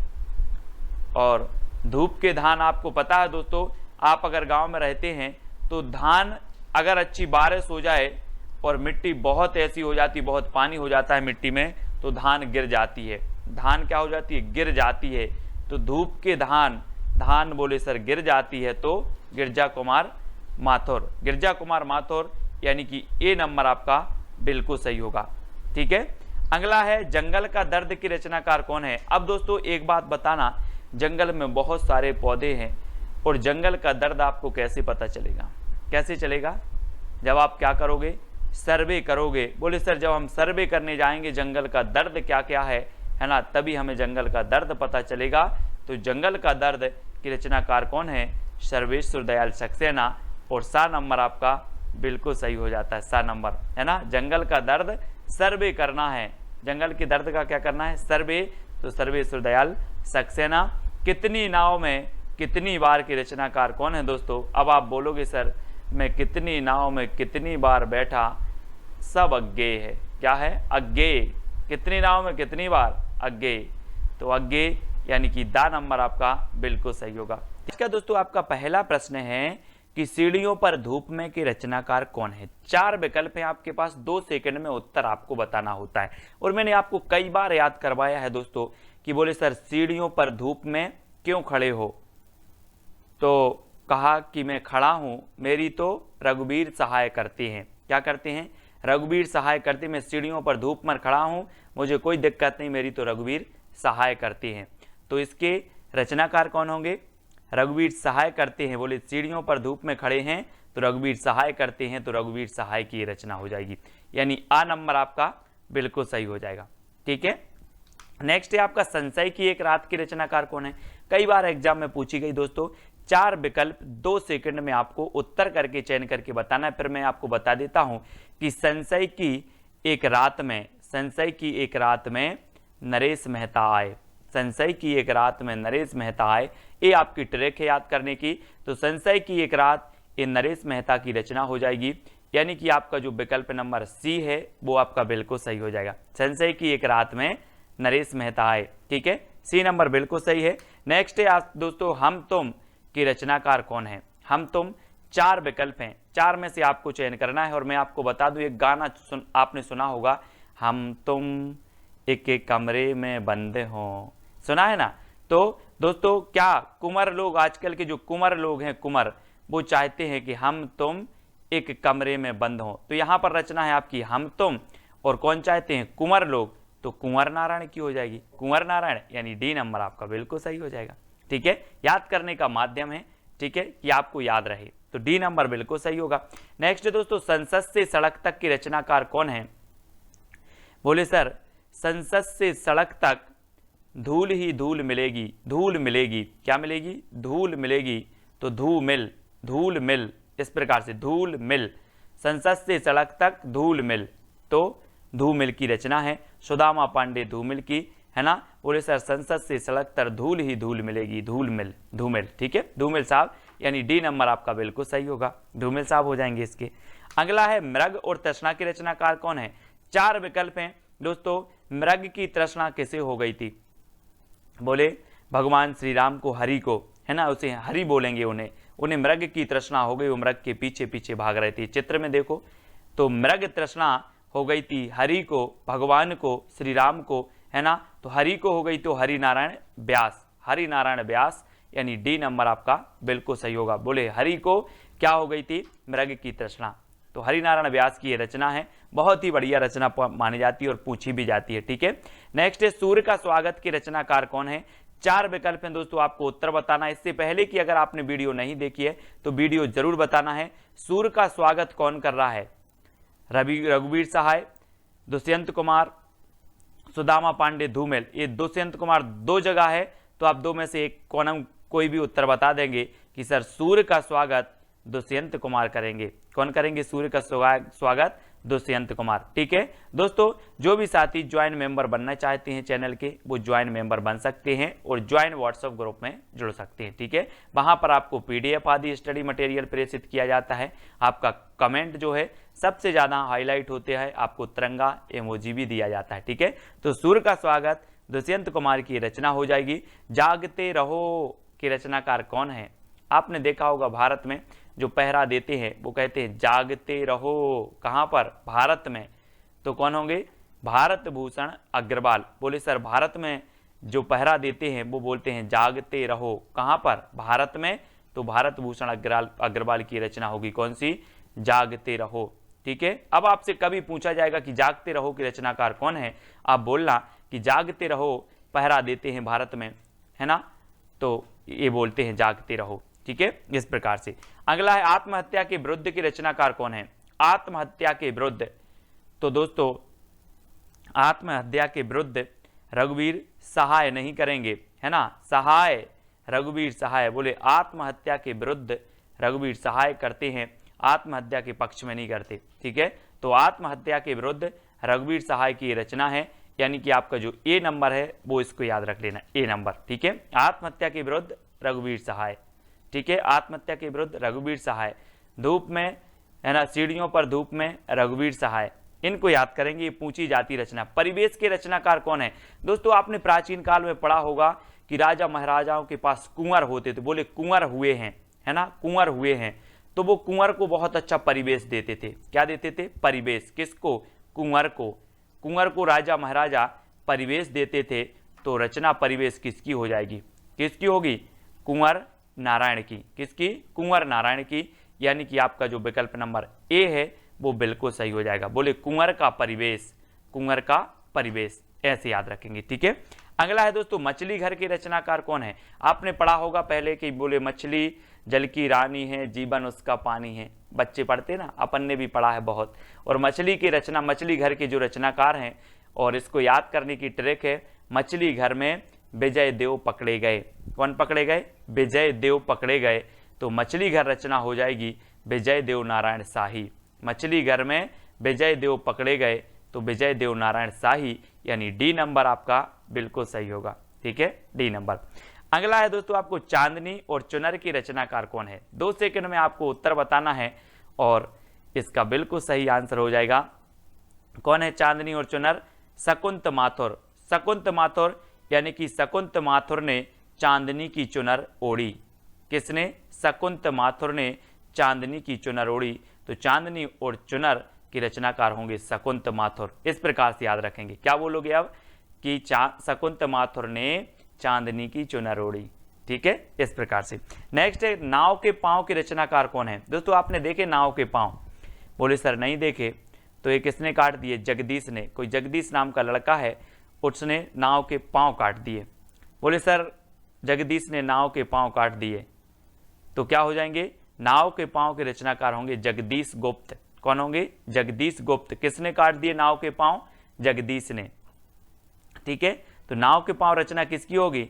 जगदीश गुप्त की हो जाएगी, यानी सा नंबर आपका बिल्कुल सही हो जाएगा। ठीक है, मुक्ति प्रसंग कंकावती के रचनाकार कौन है। बहुत ही बढ़िया प्रश्न है दोस्तों। और मुक्ति प्रसन्न और कंकावती ये 2 रचनाएं हैं, और ये 2 रचनाएं किसकी हैं? तो वो हैं राजकमल चौधरी। राजकमल चौधरी की मुक्ति का प्रसंग कंकावती से पूछो, है ना। राजकमल की मुक्ति का प्रसंग किससे पूछो? कंकावती से। तो राजकमल से हो जाएगा आपका राजकमल चौधरी, मुक्ति से हो जाएगा मुक्ति प्रसंग, कंकावती से कंकावती। तो राजकमल की मुक्ति का जो प्रसंग है वो किससे पूछो? कंकावती से पूछो। मुक्ति का प्रसंग कंकावती से पूछो। किसकी? राजकमल की। ठीक है, तो राजकमल चौधरी। अगला है दोस्तों बांसुरी जल गई की रचनाकार कौन है। बांसुरी जल गई और जलकर क्या हो जाएगी? धूल में मिल गई। बांसुरी जल गई और धूल में मिल गई, तो कौन होंगे रचनाकार? धूल में मिल गई तो धूमिल, है ना। धूमिल, बांसुरी जल गई धूल में मिल गई तो धूमिल, याद रख लेना इस प्रकार से। बोले सर बांसुरी जल गई धूल में मिल गई, यानी कि धूमिल, पांडे धूमिल। ठीक है, संसद से सड़क तक धूमिल ही धू ही मिलेगी, धूमिल। संसद से सड़क तक धूमिल, बांसुरी जल गई धू में मिल गई, है ना, तो धूमिल। इस प्रकार से। अगला देखो अनुपस्थित लोग के रचनाकार कौन है। अनुपस्थित लोग, आपको पता है दोस्तों भारत के लोग बहुत अनुपस्थित होते हैं। आज के वीडियो में भी बहुत सारे लोग भारत के जो हैं अपने, वो सब अनुपस्थित हैं, है ना। तो अनुपस्थित लोग कहाँ के होते हैं? भारत के वो होते हैं सर। तो भारत भूषण अग्रवाल, भारत भूषण अग्रवाल, है ना, क्योंकि भारत के लोग क्या होते हैं? अनुपस्थित होते हैं। तो भारत से भारत भूषण अग्रवाल की रचना हो जाएगी अनुपस्थित लोग। ठीक है, अगला है दोस्तों उठे बादल झुके बादल। उठे बादल और झुके बादल का हमें क्या नापना है? व्यास। उठे बादल और झुके बादल का व्यास नापना है, तो इसके रचनाकार कौन होंगे? हरि नारायण व्यास। अब मैं आपसे कहूंगा कि उठे बादल और झुके बादल का व्यास नाप कराओ, तो आप व्यास नाप कराओगे। बोले सर हरि नारायण व्यास, उठे बादल झुके बादल। ठीक है, इस प्रकार से। और उत्तर आपका हो जाएगा विकल्प नंबर सी, और सा नंबर आपका बिल्कुल सही होगा। ठीक है, अगला है कुआनो नदी की रचनाकार कौन है। कुंवर नारायण, दुष्यंत कुमार, सर्वेश्वर दयाल सक्सेना या फिर भारत भूषण अग्रवाल। कुआनो नदी, कुआं और नदी का क्या करके आओ? सर्वे करके आओ। मैंने कहा कि अपने क्षेत्र में, अपने राज्य में कितने कुआं हैं, कितनी नदी हैं, सर्वे करके आओ। तो कुआनो नदी किसकी हो जाएगी? सर्वे करके आओ। तो सर्वेश्वर दयाल सक्सेना। काठ की घंटियां, है ना, कूठियों पर टंगे लोग, जंगल का दर्द और कुआनो नदी, ये पूछी जाती हमेशा, इनको याद रख लेना है। तो है ना, कौन कौन सा? जंगल का दर्द, काठ की घंटियां, ठीक है, और एक और है दोस्तों खूंटियों पर टंगे लोग। ये रचनाएं हमेशा आती हैं सर्वेश्वर दयाल सक्सेना की। बकरी भी इन्हीं की है दोस्तों, एक बकरी रचना है, बकरी। ठीक है, माया दर्पण के रचनाकार कौन है? कुंवर नारायण, दुष्यंत कुमार, श्रीकांत वर्मा या फिर भारत भूषण अग्रवाल। माया दर्पण, है ना, बोले सर माया के दर्पण में श्रीकांत वर्मा बन गए, है ना, माया के दर्पण में श्रीकांत वर्मा बन गए, याद रख लेना है आप, माया के दर्पण में श्रीकांत वर्मा बन गए, वर्मा बन गए, तो श्रीकांत वर्मा की रचना हो जाएगी कौन सी, माया दर्पण, माया के दर्पण में श्रीकांत वर्मा बन गए। ठीक है, इस प्रकार से। अगला है मिट्टी की बारात के रचनाकार कौन है। दोस्तों यहां पर जो विकल्प दिए हैं इन विकल्प के अनुसार बताना है, नहीं तो अमृतलाल लांगर की भी रचना मिट्टी की बारात, शिवमंगल सेन सुमन की रचना भी मिट्टी की बारात है। और मिट्टी की बारात किसकी है, त्रिलोचन, त्रिलोचन की है। और त्रिलोचन आपको पता है शंकर जी को त्रिनेत्र कहा जाता है, त्रिनेत्र, जिनके 3 लोचन हैं उन्हें त्रिनेत्र भी कहा जाता है। और शिव भी आता है, शिव, तो शिव से शिवमंगल से सुमन की है मिट्टी की बारात, और यहाँ पर त्रिलोचन आ रहा है तो त्रिलोचन की भी मिट्टी की बारात है। इसको याद रख लेंगे, यानी कि आपका सा नंबर बिल्कुल सही हो जाएगा। ठीक है, अब अगला दोस्तों, बोलने दो चीड़ को, बोलने दो चीड़ को, ये कौन बोलेगा, कौन बोलेगा, कोई भिखारी बोलेगा कि राजा बोलेगा, है ना, राजा कुर्सी पर बैठता है ऊंचे और बोलता है कि बोलने दो चीड़ को, बोलने दो चीड़ को। तो बोलने दो चीड़ को बोला है नरेश, कौन बोला है, नरेश बोल रहा है, तो नरेश मेहता, है ना, कोई नरेश है और वो बोल रहा है कुर्सी पर, ऊंची कुर्सी पर बैठा है, बोल रहा है बोलने दो चीड़ को, नरेश मेहता, बोलने दो चीड़ को, नरेश मेहता। और सा नंबर आपका बिल्कुल सही हो जाएगा। नेक्स्ट है एक पतंग अनंत में की रचनाकार कौन है, एक पतंग अनंत में। और दोस्तों आपको पता है कि जो वाजपेयी जी, अटल बिहारी वाजपेयी जी थे, वो भी एक कैसे थे, एक पतंग थे, है ना, पूरे भारत में उनका क्या था, वर्चस्व था, पूरे विश्व में था। ठीक है, और इन्होंने संयुक्त राष्ट्र में सबसे पहले क्या, हिंदी में भाषण भी दिया था। तो एक पतंग थे वाजपेयी जी जो कहाँ चले गए, अनंत में चले गए, अनंत में। ठीक है, तो एक पतंग अनंत में कौन, वाजपेयी, यानी कि अशोक वाजपेयी।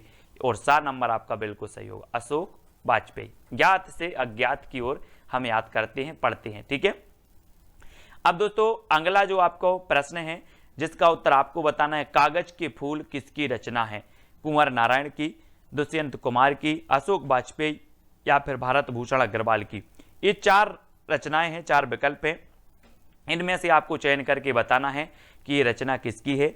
ये विकल्प दोस्तों आपको कमेंट में करना है। जितने भी साथी देख रहे हैं सभी को ये चैलेंज प्रश्न का उत्तर बताना बहुत अनिवार्य है। ठीक है, और दोस्तों आपको वीडियो को लाइक करना है और ज्वाइन मेंबर अवश्य बनना है, जो बन सकते हैं वो ज्वाइन मेंबर जरूर बने। वीडियो को लाइक करें और शेयर करें। और जो भी साथी अभी तक व्हाट्सएप ग्रुप से नहीं जुड़ पाए हैं वो 9098609291 इससे आपको जरूर जुड़ना है। ठीक है, और वीडियो को लाइक और शेयर अवश्य करना है। आज की वीडियो के लिए बस इतना ही। जय हिंद। दोस्तों बहुत सारे स्टूडेंट को ऐप डाउनलोड नहीं करते बन रहा है, या फिर कर भी लिया है तो कोर्स भी नहीं देख पा रहे हैं। तो मैं आज उनको बता दूं कि ये जो सेल्फ स्टडी क्लासेस इस प्रकार से जब आप प्ले स्टोर से करते हैं तो ये आपका जो है आइकन उसमें लगा हुआ है ना। तो इस प्रकार से सेल्फ स्टडी क्लासेस आपको सर्च करना है और ऐसे आइकन में आपको ऐप मिलने वाला है। ठीक है, तो दोस्तों हम देखें कि प्ले स्टोर में आपको इस प्रकार से दिखेगा ये सेल्फ स्टडी क्लासेस। ठीक है, ये प्ले स्टोर में आपको सेल्फ स्टडी क्लासेस का ऐप दिखने वाला है। ठीक है, ये इमेज उसमें डली है, ये आइकन, ये लोगो उसमें डला है। ठीक है, अब दोस्तों इसको इंस्टॉल करना है, यहां से आप इंस्टॉल करेंगे। ठीक है, अब इंस्टॉल करेंगे तो वहां पर आपको नंबर मांगेगा, जीमेल नंबर मांगेगा, तो आपको ओटीपी आएगा, तो आप रजिस्टर करके आगे बढ़ेंगे।